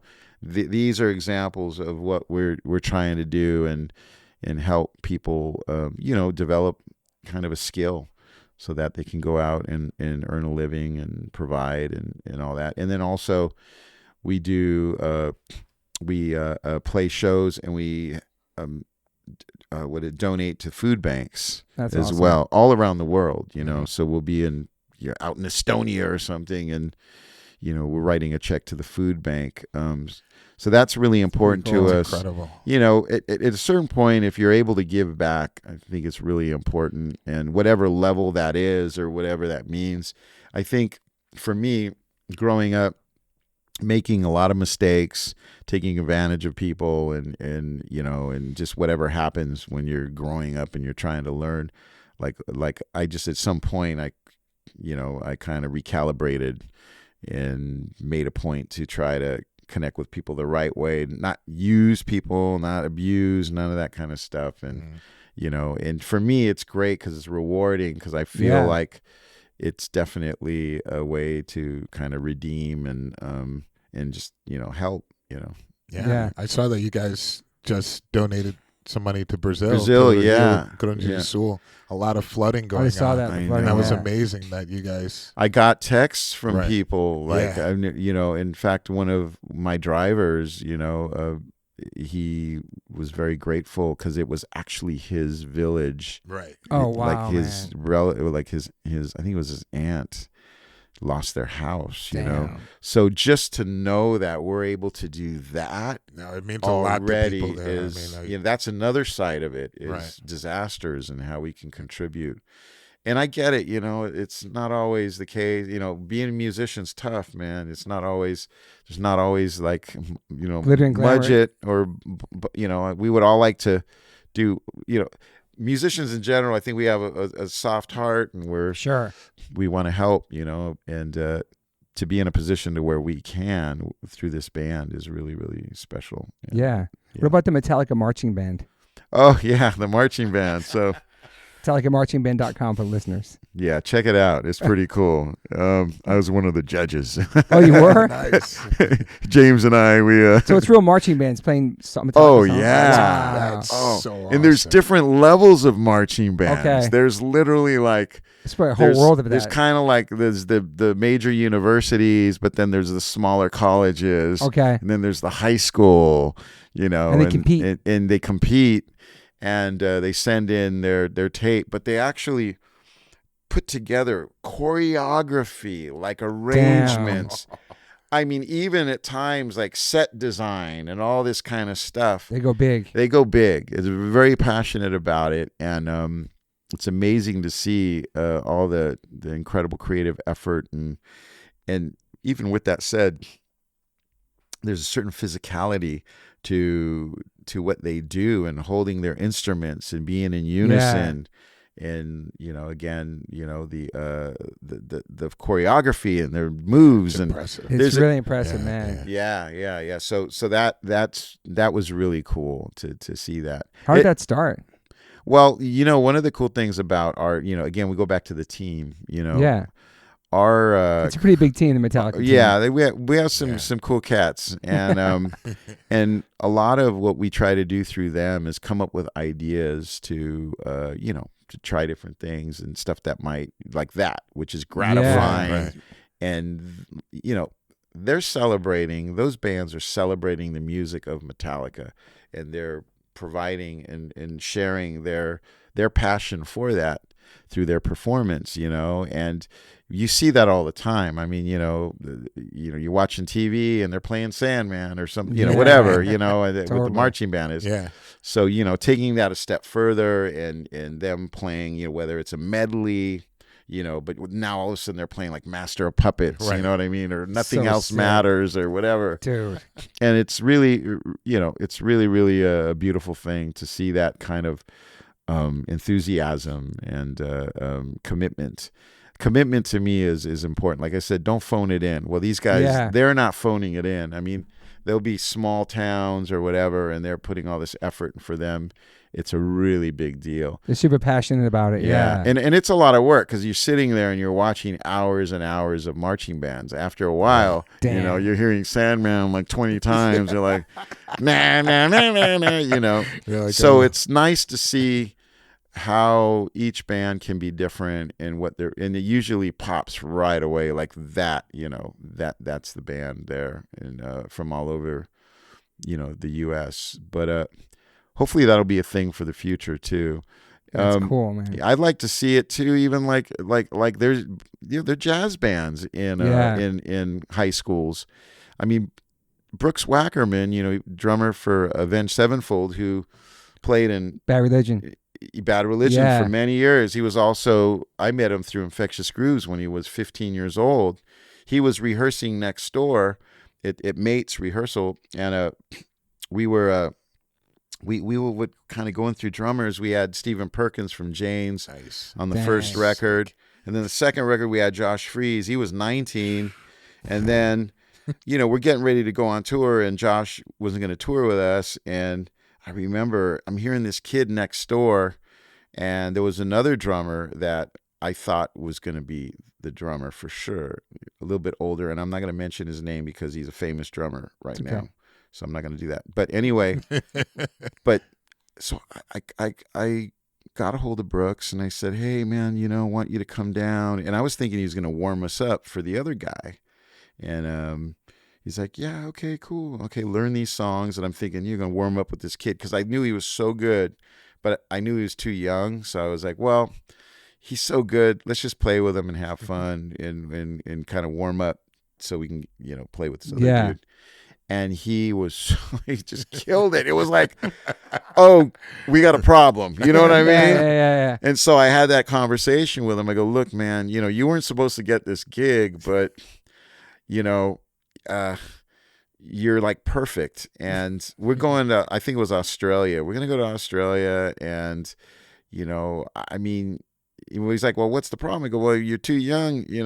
We're way older than you. He goes, I play with people way older than you. I play with my brothers, they're older than me. So that's cool. Because his brother's like Chad Wackerman, who played with Zappa, Wow. and Men at Work. That, and John and Bob Wackerman is like, he's an incredible bass player. So it's true. There's like this gap between him and his three brothers that are older than him. There's like this 14-year gap or something insane. So anyway, and his parents would bring him to the rehearsals at Mate's, and he didn't drive, so we had to go pick him up sometimes. Or like the dad would be driving the pickup truck, and they had like the thing in the back, the camper in the back, and then the mom would, like, Brooks would be in the front, and then mom would crawl out the back with the drum set. Yeah. But that's the kind of support, that he got, amazing. And that's why he's where he is, But the drummer position was always really super fun, and you always kind of chose the second take of a song. You would jam in the studio, write the song, and then, write at least the music, and then the vocals would come later. But then we go in the studio, and it's like second drum take, boom, that's it. Because we always wanted the magic of the take. And the drummers, those drummers were so good that, we could get that from them, So I always felt blessed with, the drummer community in my life. Yeah. Right. Lars is very unique. Lars is, he's all about the arrangements. And in a way, he's like the ultimate producer, because that's what's happening. You know what I mean? He's really, he has an attention for detail. Obviously, the style that he has is very unique to him. Totally. Whatever people want to say. I've had drummers go, "Oh man, that dude, how do you play with him?" And all this whole thing. But the truth of the matter is Metallica wouldn't be Metallica without Lars. I agree, man. And that's 100%. the bottom line. 100% agree, dude. Period. No doubt about it. He is Metallica. That's with the band. Period. Right. It's just the truth. And as you guys know, the different components make the art and the recipe what it is. And I agree with that, man. Yeah, for sure. And I was gonna ask. I know when I joined the band, and I remember meeting Jason, and then just the feeling of like, I was wondering, like, was there any like backlash? I was gonna say that too. Like when you joined the band, filling somebody else's shoes. Like a lot of the fans I know are very hardcore with Metallica, and especially with Sepultura as well. But the backlash of like, because I heard it all. Like from whenever there's a new change in the band or there's somebody different. Well, it's inevitable. It's like, basically it's like this. It's for me, I even talked to Jason before I joined the band, right? And I was closer to Jason than I was to the other guys in the group. Back in the day. I mean, he used to wear Infectious Grooves shirts. Right. I remember. Awesome. He loves music, man. He loves music, and he was a fan of that band, and which is cool. So for me, obviously coming into Metallica and getting to know, Lars, James, and Kirk better. Kirk and I, to sidetrack just for a second, Kirk and I basically surfed together. Like back when I was in Suicidal and we opened for them in 93, 94, Kirk was probably going to bed at 6 a.m., And then by the time I reconnected with him, he was actually getting up, and doing yoga and surfing and, changing his life a bit, committed to surfing. So he, through a mutual friend, wanted to go surfing in Southern California and wanted me to help them find spots and kind of be the ambassador. So we connected through surfing. That's awesome. And then when they were going to audition, I got the call from Lars and Kirk. I was in Tahiti actually on a surf trip, and back then you didn't have cell phones, so I'm checking my voicemail, and it's like Lars is like, Rob, I want you to come out and come jam with Metallica, man. Come. You hear Kirk in the background, yeah, bro. It's like, yeah, bro. It sounds just and like it's like he's like, come down and you come play with Metallica. But the weirdest thing is that I was coming home on a like the next day I was flying out, and I was going to Mike Borden's birthday party, which was on a Saturday, and it was maybe a Tuesday when I got that call. And when he knew I was going to be in town, he wanted to audition me on that Monday. So I didn't really get a chance to prep. I prepped. I knew what I knew. I knew some of the songs anyway, but it was kind of crazy because it was like, man. I go, oh shit. I said, well, I'm going to be in SF for Mike's birthday party, Mike's 40th on Saturday. And he goes, oh, cool. Well, you can come by on Monday. And I'm like, oh, God. So I did, and that was my first audition. Right. And then the other side of that was Lars was like, hey, it was like 11 at night after, being in the studio all day with them, watching, just fly on the wall. And he's like, so let's go get a drink, I know, and then all of a sudden that was the test. People say, did you get hazed or was there any of this? Mm-hmm. Well, Lars was partying a little bit back then, and it was like, I want to see if this guy can hang. I think that's what it was, and I was drinking pretty well back then. I mean, Zach Wilde was, my co-captain, so oh Jesus! so I hung with him, and it was 5 a.m, and wow, I was just out. I was so drunk, and the weirdest thing is at 9 a.m. I remember waking up, got this hangover, and I hear like a treadmill going, and next to the guest room was his little treadmill area, and he's working out on the treadmill 4 hours later, like nothing. Wow. And then he's like, come on, man, let's go, but he was like, kind of like real business, like, okay, let's go. It wasn't like, hey bro, you want something to eat? Yeah. No, it was literally like, we got to go to the studio now, let's go. And I was like, okay. And then I remember following him in his car to HQ.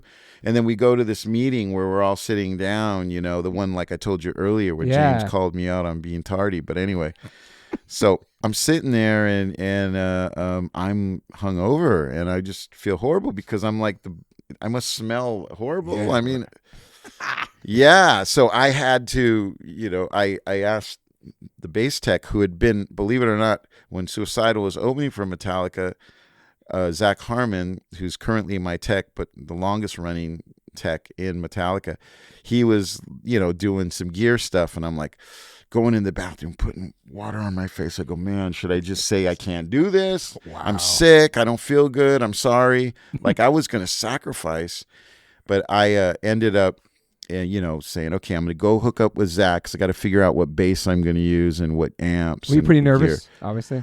I was more nervous about the fact that I was hungover. Yeah. And then so I went and hooked up with him, and then I played, and, and it went well. Maybe being in that state of mind removed the fear. Yeah. The anxiety and the nervousness that you talk about. It was just like, I'm just going to do what I do, and they either want, maybe they're not going to want me. That's okay. I'm going to drive down to LA and I'll just go do what I do. Go surfing. Right.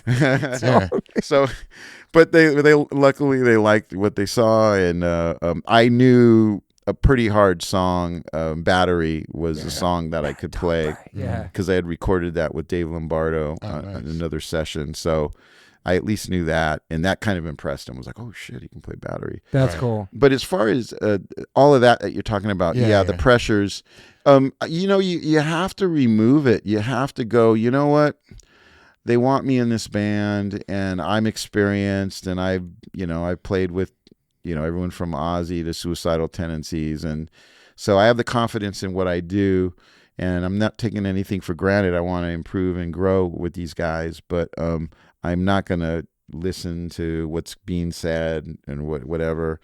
And I respect, I really do respect Jason, and I respect Cliff, and I know what I love about both those guys and the importance of what they have brought to this band, and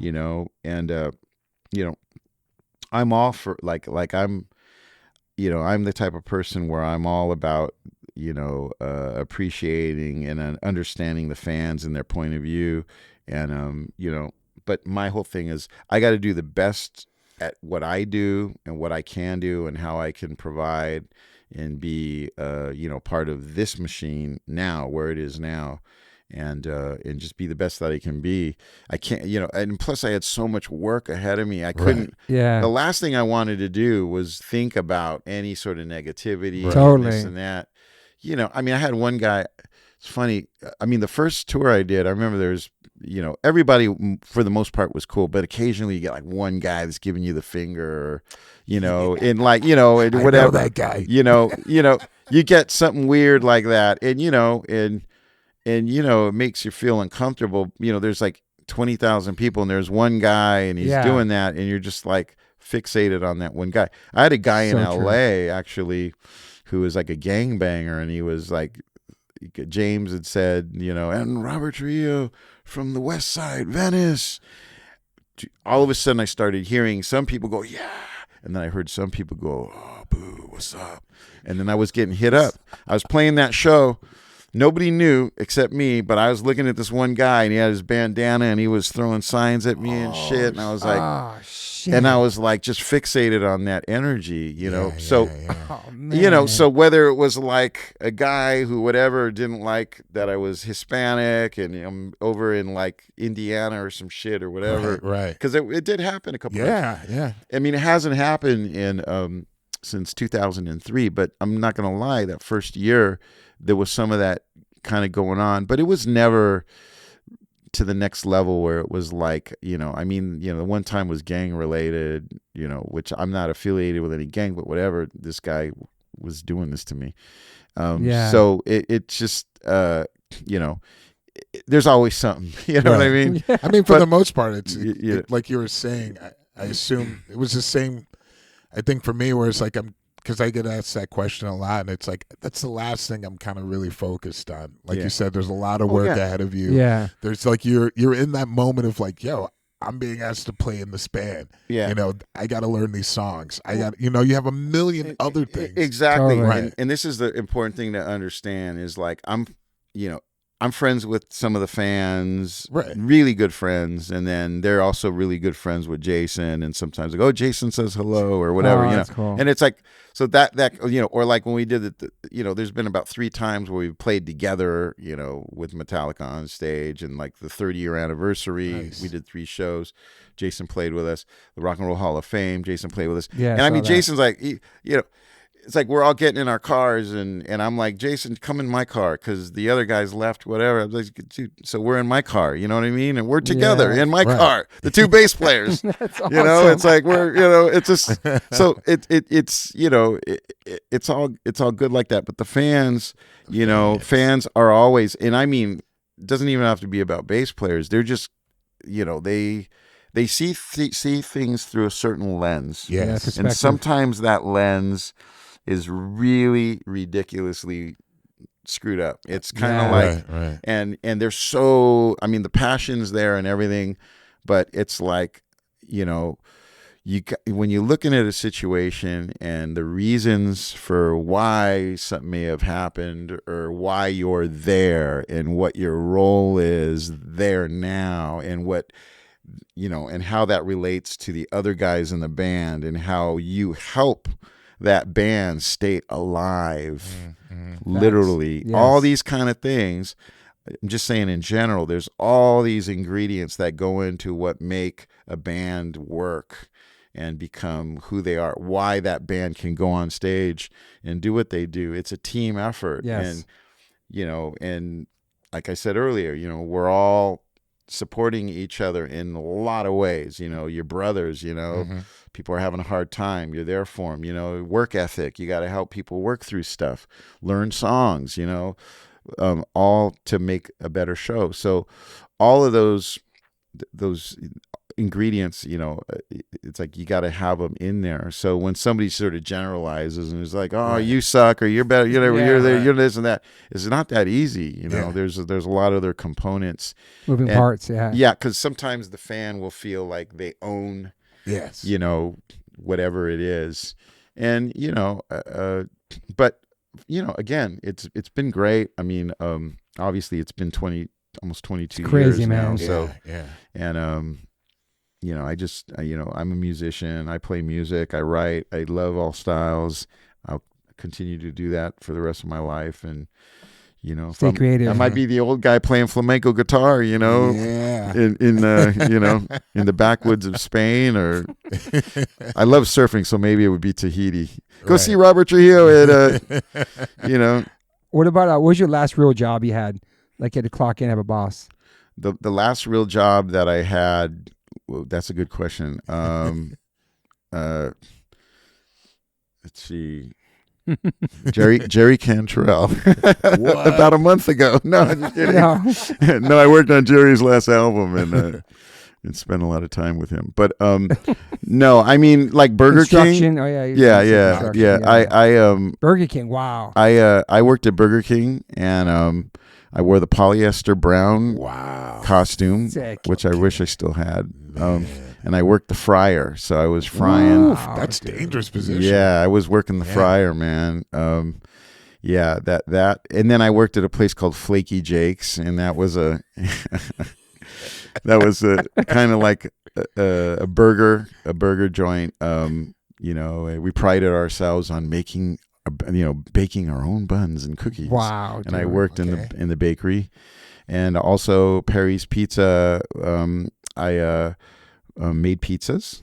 And I got the scars to prove it. But that was over on Venice and Santa Monica Beach. Yeah. Perry's after high school? Yeah, Perry's is still there. Yeah. Wow, it's still there. Yeah, it's still there. And I worked there. Did you graduate high school? That was kind of back in the day, like, that was like Dogtown era. So, you see all, Jay Adams, all these cats hanging out there at the beach. And so that was like 82, 83, 84.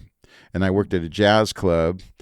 And I was like a door ticket taker and washed dishes. So I got to see all these great musicians play. In Venice, that was a jazz club in Venice, which is crazy because it was right next door to the Pagoda, which was a surf shop. Chris Cahill owned the surf shop, and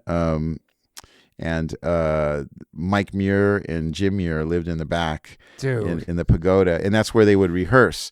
So sometimes, and they would have this feud with Will, the owner of the jazz club, and it was just kind of like this punk, crazy music coming in, and they'd blast it over point the PA speakers at the New Age, Saturday New Age, jam session, in the patio, and they'd be like, all this obscenities. They were at war, neighbors, but did you graduate high school? Yes, I graduated high school. I went to music school for almost a year. I dropped out just before.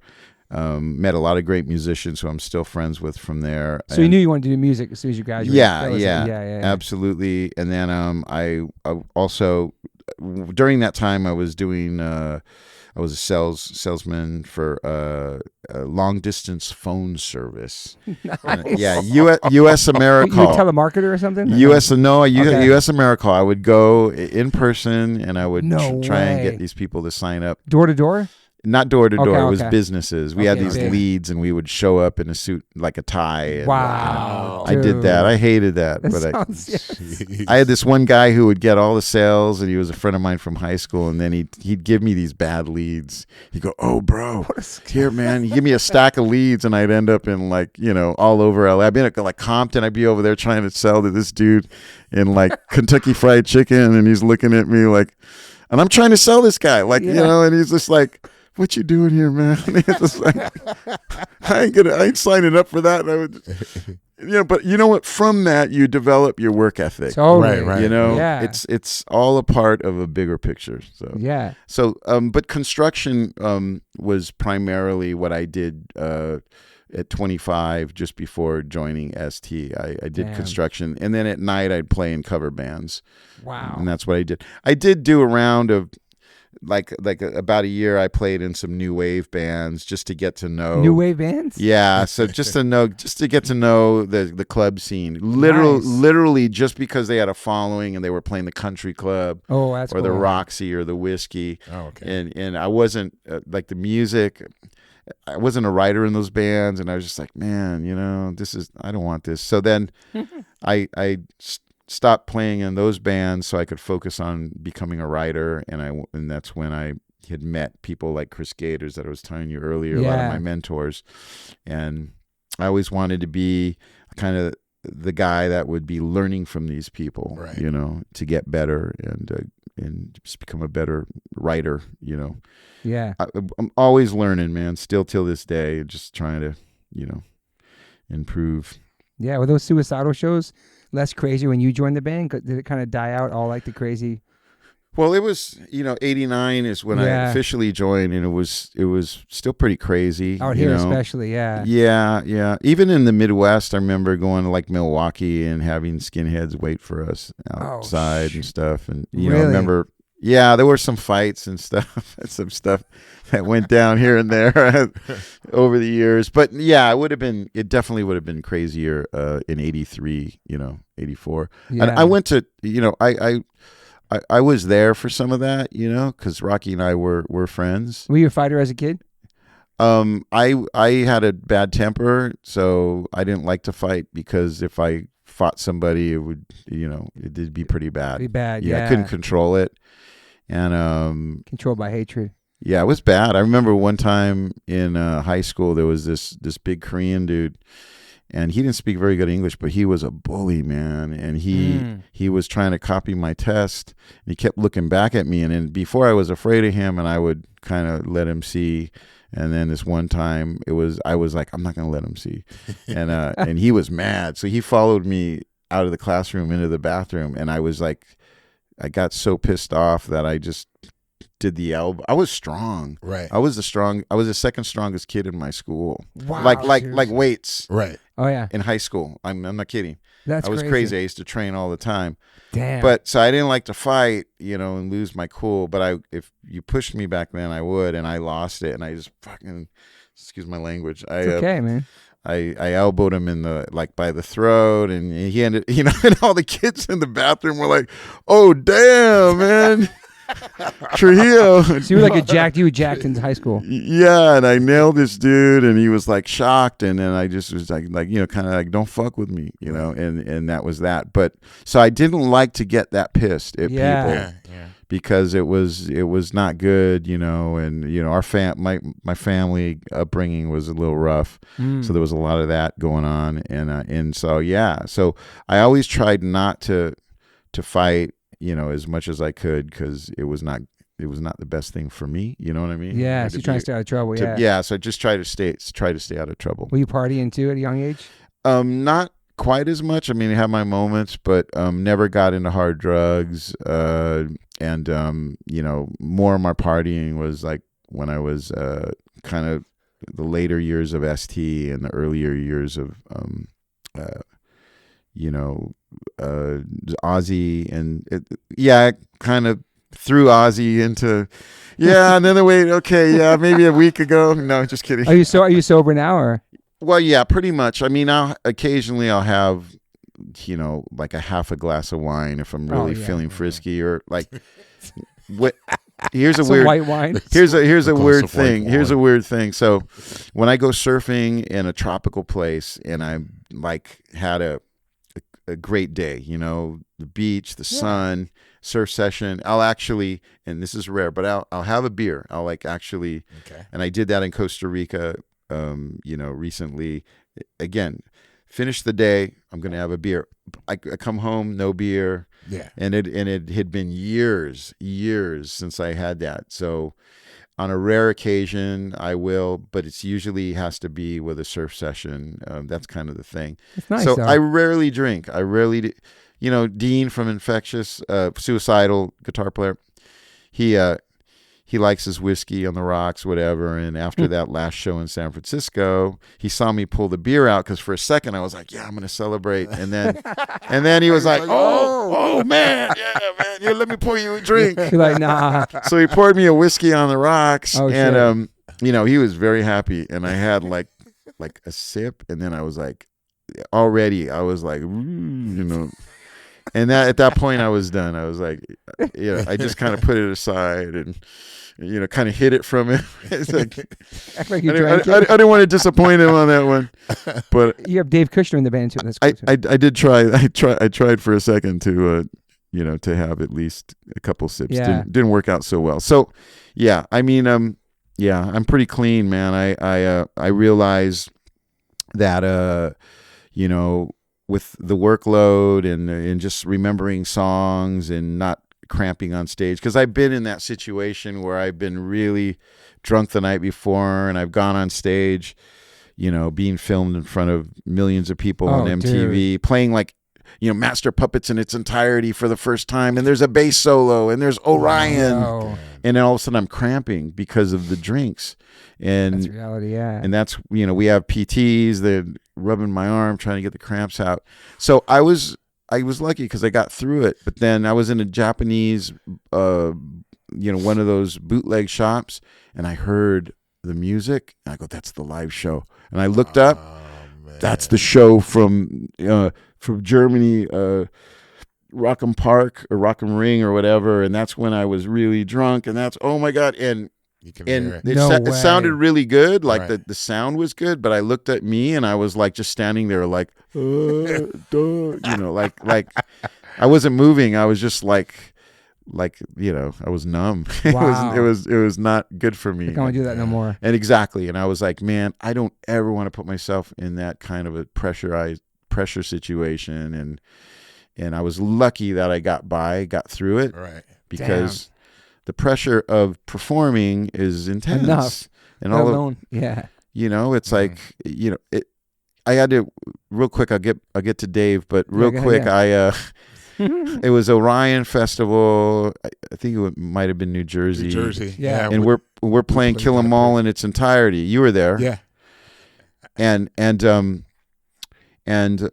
we're playing Kill 'Em All in its entirety, and I had been prepping for that album way before, and then all of a sudden I was told we weren't going to do it, and then all of a sudden it was like, we're going to do it, right? So I got to play Anesthesia Pulling Teeth, and I got Flea standing next to me. I got Ray Burton, Cliff's father. I got all this pressure, and I remember playing it, and all of a sudden I'm like, the sound isn't right. It's in my ears, and I'm like, the sound, I don't like the sound I'm hearing right in my in-ears. But then I'm like, don't stop. Yeah. The crowd doesn't know. The sound man out front has a different mix. He's gonna mix it the way he wants. I'm like, all this stuff's going in my head, and I'm like, no, and then I'm even doing the fast everything. Yeah. Top to bottom. And I even watch it on YouTube sometimes, and I see a moment where I kind of like shake my head, like I did a little flub, and I shake my head. I kept playing, and I got through it, and it was actually cool. But there was a moment where I almost was going to stop playing, and I was going to tell my tech, you know, like turn off the octave or something. But that would have been bad, because I know I would have got really nervous, and I would have had a harder time, and it would have been like a snowball. But what I'm getting at is, if I would have been drinking at that time, and that would have been, you know, like a night after, you know, with a hangover or something, I don't think I could have survived that way, you know, because it's just, you know, you make, you know, things snowball and escalate, you know, when you're not fully in tune with your body and, you know, your actions. So, you know, that's part of the reason too, or it's like, I got to be a better me. I got to be a better me, you know, in my mind and physically, and I can't be cramping. I can't be, you know, second guessing myself and all that. Especially as we get older too. Yeah. Stretching and all that stuff. Yeah. All that. So, you know, as you get older, you gotta have that moment of transition where you listen to your body. It's like I'm going to keep doing this at a high level. I gotta take better care of myself. So you're stretching and stuff before shows and all that? Oh yeah. Yeah. Oh, yeah. We even have, like I stretch earlier in the day at the gym, sometimes with a trainer. And then, when I can, I stretch before the show with the trainer. But I'm always definitely through the day, the show day, I'm stretching, and then days off working out. Yeah. You know, we have our PTs are also trainers, so I can go into the gym and work out too. That's cool. I do more gym training when I'm on tour, and than when I'm at home. That's awesome to have that too on the road, man. Yeah. Oh yeah. Yeah. So helpful. In fact, back in the day when I would be touring with, like, say, Black Label Society or even Jerry Cantrell, I would we didn't always have hotels. And we would roll up to the gig, day of show, you know, club, whatever. And I would make a point to train. I would go jogging. That's cool. I do a regimen of kind of sit-ups and push-ups and all that kind of stuff. Are you still on that now when you're off tour? When I'm off tour, I have a trainer, but I also try to surf and I hike. You know, I do a lot of that kind of stuff. There's nice hikes up where you're at. Yeah. I do a thing called the Loop. You know, I do that a few times a week. So, you know, now that we're getting ready to go back on the road, so it's kind of like, you know, I have a hike that I do up north in the Bay Area that's really good. And it's kind of like, it's almost like I like being outside better than being on a treadmill. Same, so, 100%. Yeah, dude. So that's kind of where I'm at.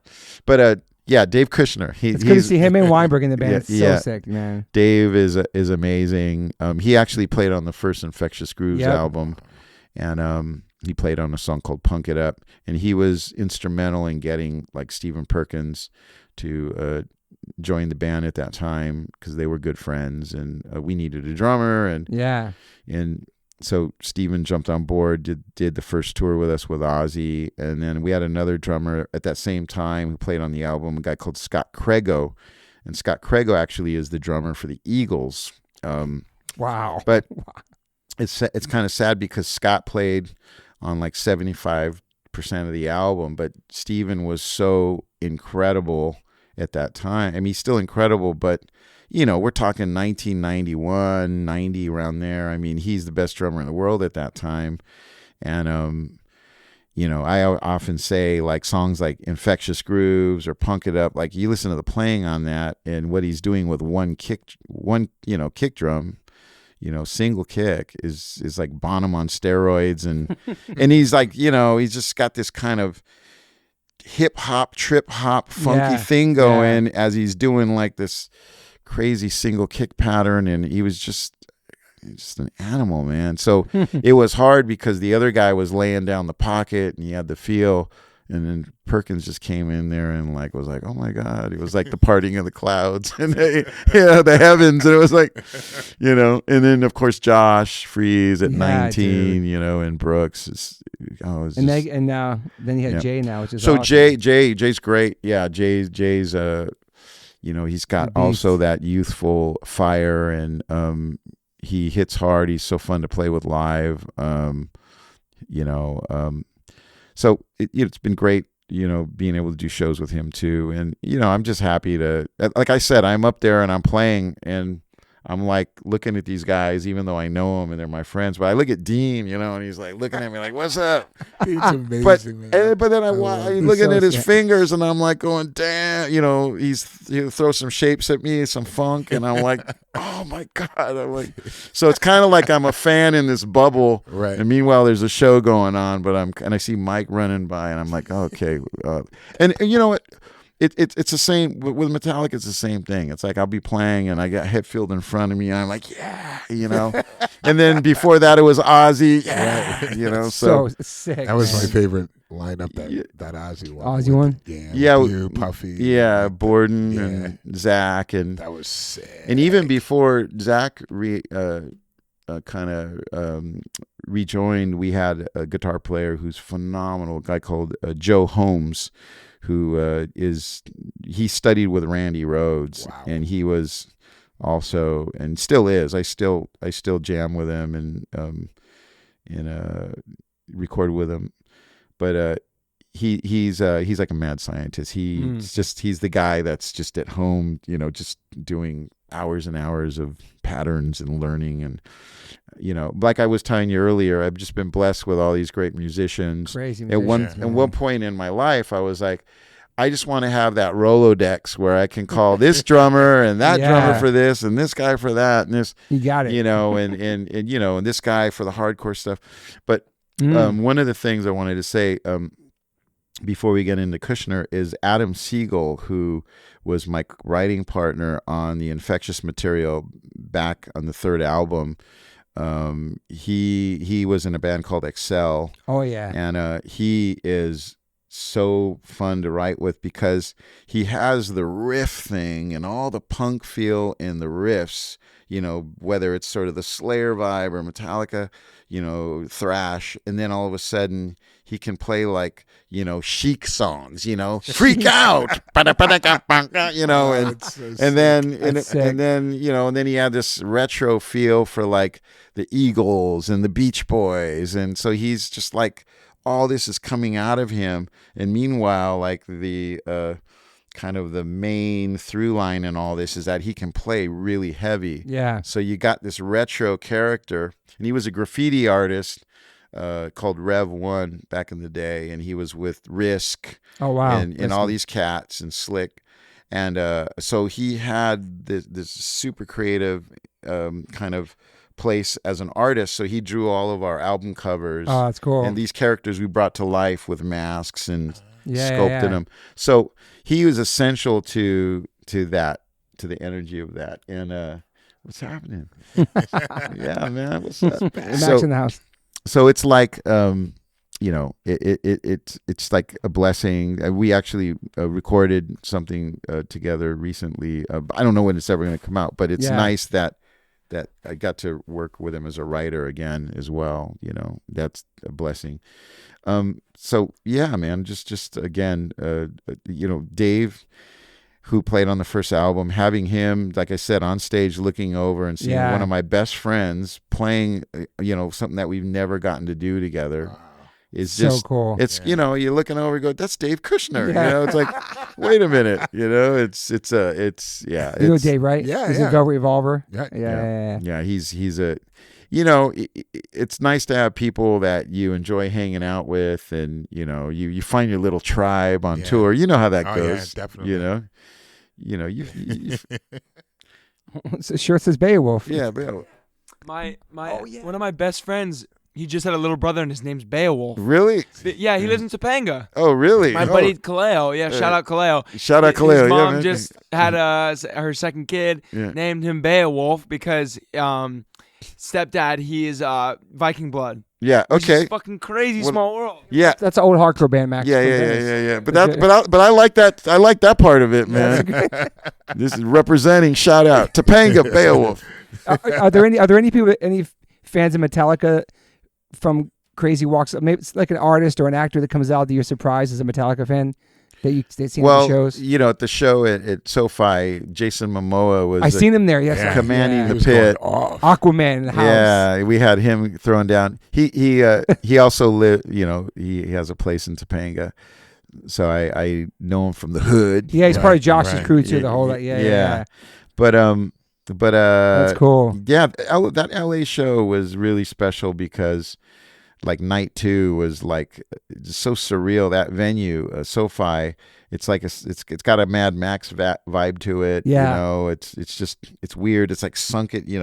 It goes into the ground. Like the field actually goes because they can't build above a certain level. We were at that show, me and Max. That was a sick show. Yeah. So you had people like him in the pit, but then also I'm up there playing. I'm seeing my old guitar player Mike Clark in there, and Mike, and, a trip, man. and Glenn, Glenn Euron, who I some skater, people from back in the day, way back, and they're in the crowd and they're moshing. I mean, these guys, 60-year-old guys moshing. It's like cool. But and then there's fights going on, but then you've got like the white boys, you got the Latinos, and you got it's like cultural melting pot. Yeah. Of that kind of happens in LA though. For sure, sometimes like I remember before the show, it's like Kirk does a little pep talk, and he was like, man, let's get out there and show these posers what's up. After the show, but afterwards it was like those characters, they just delivered the best. They just brought it. They just delivered like the best show of the tour. Wow. We won't say that again. No, but it's like no. But also one of those shows was the biggest shows ever at that spot. Yeah, beating out Taylor Swift. I'm gonna put it on record. Definitely. One of those nights. Yeah. But it was definitely. I mean, every show's been special. Every city's delivered and been great. That one in particular was, again, like I said, the most surreal for obvious reasons. And we're grateful that we can have that at this stage of our career. You know what I mean? It's like young fans. You see the kids out there. So many generations of Metallica, man. You see the elders, right? And then there's even different types of fans. There's some fans that they're not going to be moshing because they maybe come from they liked they're there because they like Nothing Else Matters or whatever. Or Salmon or something. Yeah. But then you got these other characters that are like fight fire with fire. It's like, but that's the beauty of it. That the band has been able to evolve through all these different times and just really keep expanding and still be on top of the game.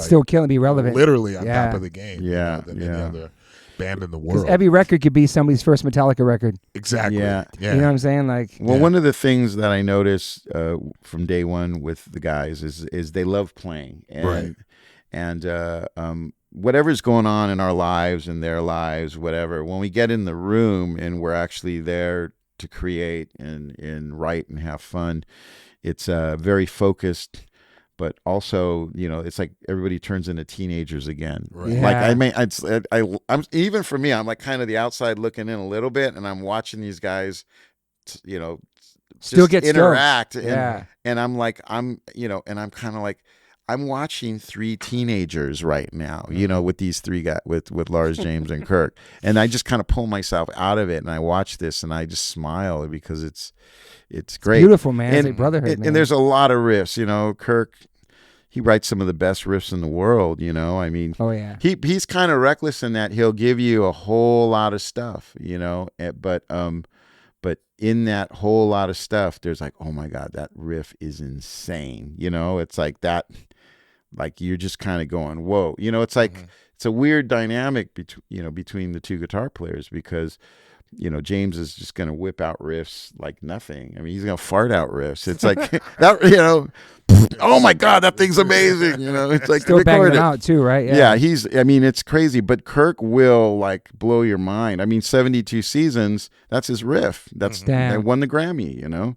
Wow. So this dude, yeah, you got a Grammy too for the Ozzy or some other record you worked on. Got 2 Grammys for Ozzy. Yeah, so cool, man. Congrats. Thank you. I remember seeing that. That was awesome, man. The one, so there was the 2, and then the one that I had really like literally, you know, I mean, Andrew, I had 80% of that, the writing, the producer of the song, of you know, of the Patient Number 9 track.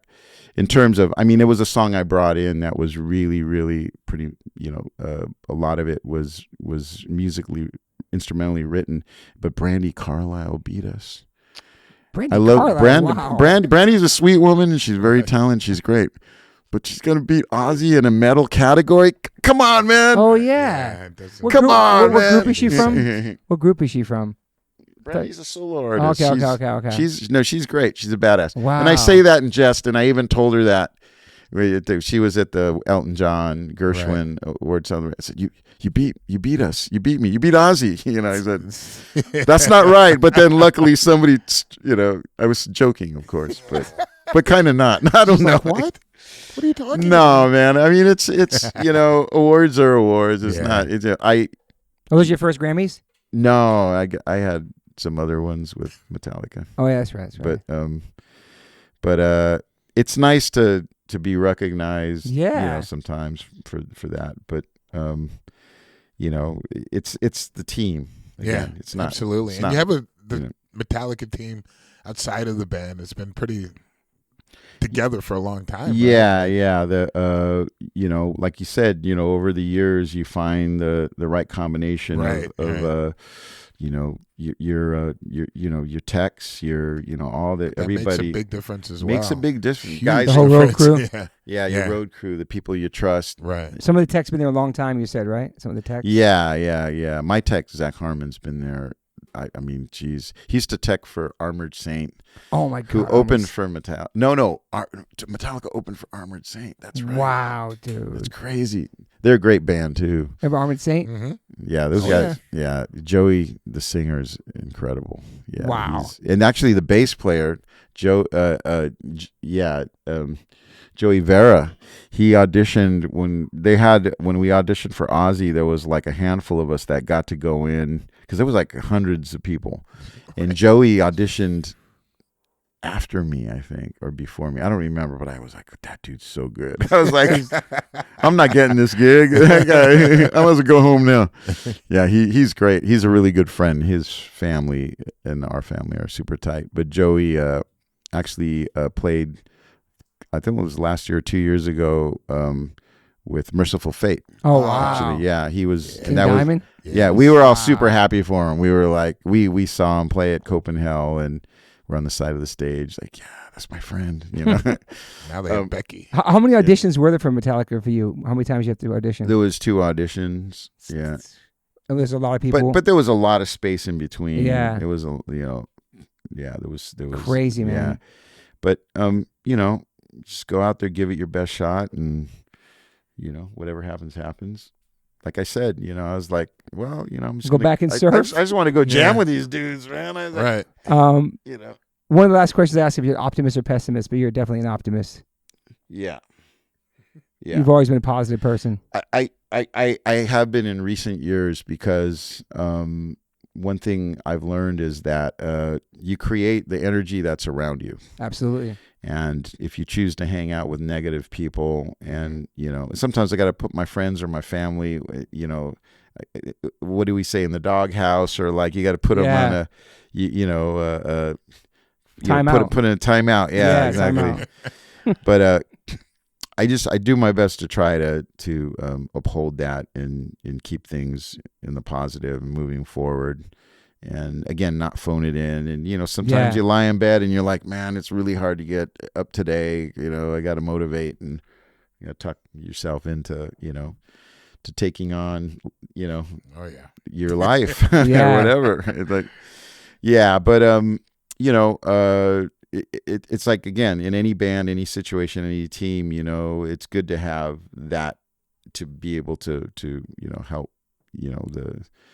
help each other. Yeah, man. And that's kind of what we do for each other. We listen to each other. We help each other. And I think that's what has kept us going for so long is you're always going to have the ups and downs of the roller coaster ride, but to survive it, you got to communicate. 100%. Yeah.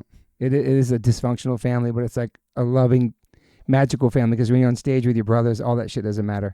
Yeah. You play the songs together and just that magic, That's exactly right. And it doesn't matter, it's great to play, in big stadiums or whatnot, big festivals, but at the same time, I love playing a small club. Going Infectious Grooves and playing those small. That's awesome. Play a small little club. It's like you're moving people, and the magic's still the same. They're leaving, and they felt that they're in a better place because they experienced something through the music that made them happy. So, I always say it's a gift, and all of us here, we're fortunate that we can bring that to people, 100%, man. More peaceful environment. Any major regrets in your life? Everything has its place, and there's definitely regrets, but at the same time, you learn from them and you grow, and those regrets make you better. So, I don't know if I can say I have any major. I don't know. Sometimes I think about things in the past and I go, well, you know what? I'm better now. I improved, or I'm, so with that said, I just think about now and the future, and, and how to just always how can I improve? Sometimes I literally sit there and I go, okay, man, it's time. What am I going to do? My wife has been wanting me to learn French for 20 years now. Like, how is my French is horrible. And it's like, it's the worst. Yeah. That's pourquoi? Ça va? Duolingo. Salut, ça va? Yeah, exactly. Yeah. Duolingo, so my wife does helps. that. It really helps. And so I gotta start thinking about that. How's it's her like Spanish? My Spanish is horrible. No, it's bad. How's her Spanish, Chloe? Her Spanish is better than mine now. Yeah. No, it's not impeccable. She'll say it's better than mine, but it's not impeccable. Okay. But I one of the things is when I finished making the Jocko movie, which took 6 years, the most difficult thing in my life. Wow, dude. Most difficult thing in my life. That's a whole nother conversation. Wow. But I came out of that going, Robert, if you can do that, you can do anything. You can learn 3 languages. True. It's like, you could anything. The sky is the limit. Yeah. Because that project, the personalities, you at some point you're alone with it. You're alone. There's no, or you have like your director only or your DP, and everyone else is like, and you're managing all these personalities, and then you're dealing with the licensing, all this stuff. Oh yeah. And it's just a lot. It was intense, and at the same time, being in the band, and it's a lot, man. We were working on Hardwired at that time. So damn. I'm just saying that. When I came out, they go, of course you can learn French. You did that. It's like, come on, man, It's tough. You could do a doc on Dayton, Ohio, too. Oh, that would be great, man. No high. We're gonna give a shout out to Frankie Orange too, man. Yeah, Frankie Orange, man. Bro. What's up, Frankie? Yeah, Legend, shout out, man. Yeah. He's a good man. He's Sweetheart, dude. He's a positive energy guy. He really is, man. Yeah, he's got a very. He's got so much love for you guys, dude. Yeah, he's a good soul. Yeah, there's always these kind of people in your life that have that aura or that kind of energy that are you see him and it's like that guy's cool, Yeah. or whatever, That's He's got always long good dreads thing. now too. Yeah, I saw that. It's cool, man. Yeah, I was like, I go, whoa, wait a minute, dude, what's up? He looks very Cali. He loves California. He loves Dogtown, all that stuff too. Yeah, I know. He loves it. It's Dogtown. It's a special place. It's like I said, I get off the plane at LAX, driving on Lincoln, yeah. and I'm home and I'm loving it. I get stoked when I saw you guys play in the summer. What last time you talked about when LA show and you wearing your Vans and Dickies on stage, just like t-shirt, just you it's so cool. That's what I've been wearing since I was a kid. No, it's awesome. I still wear it. I don't know. I love it though.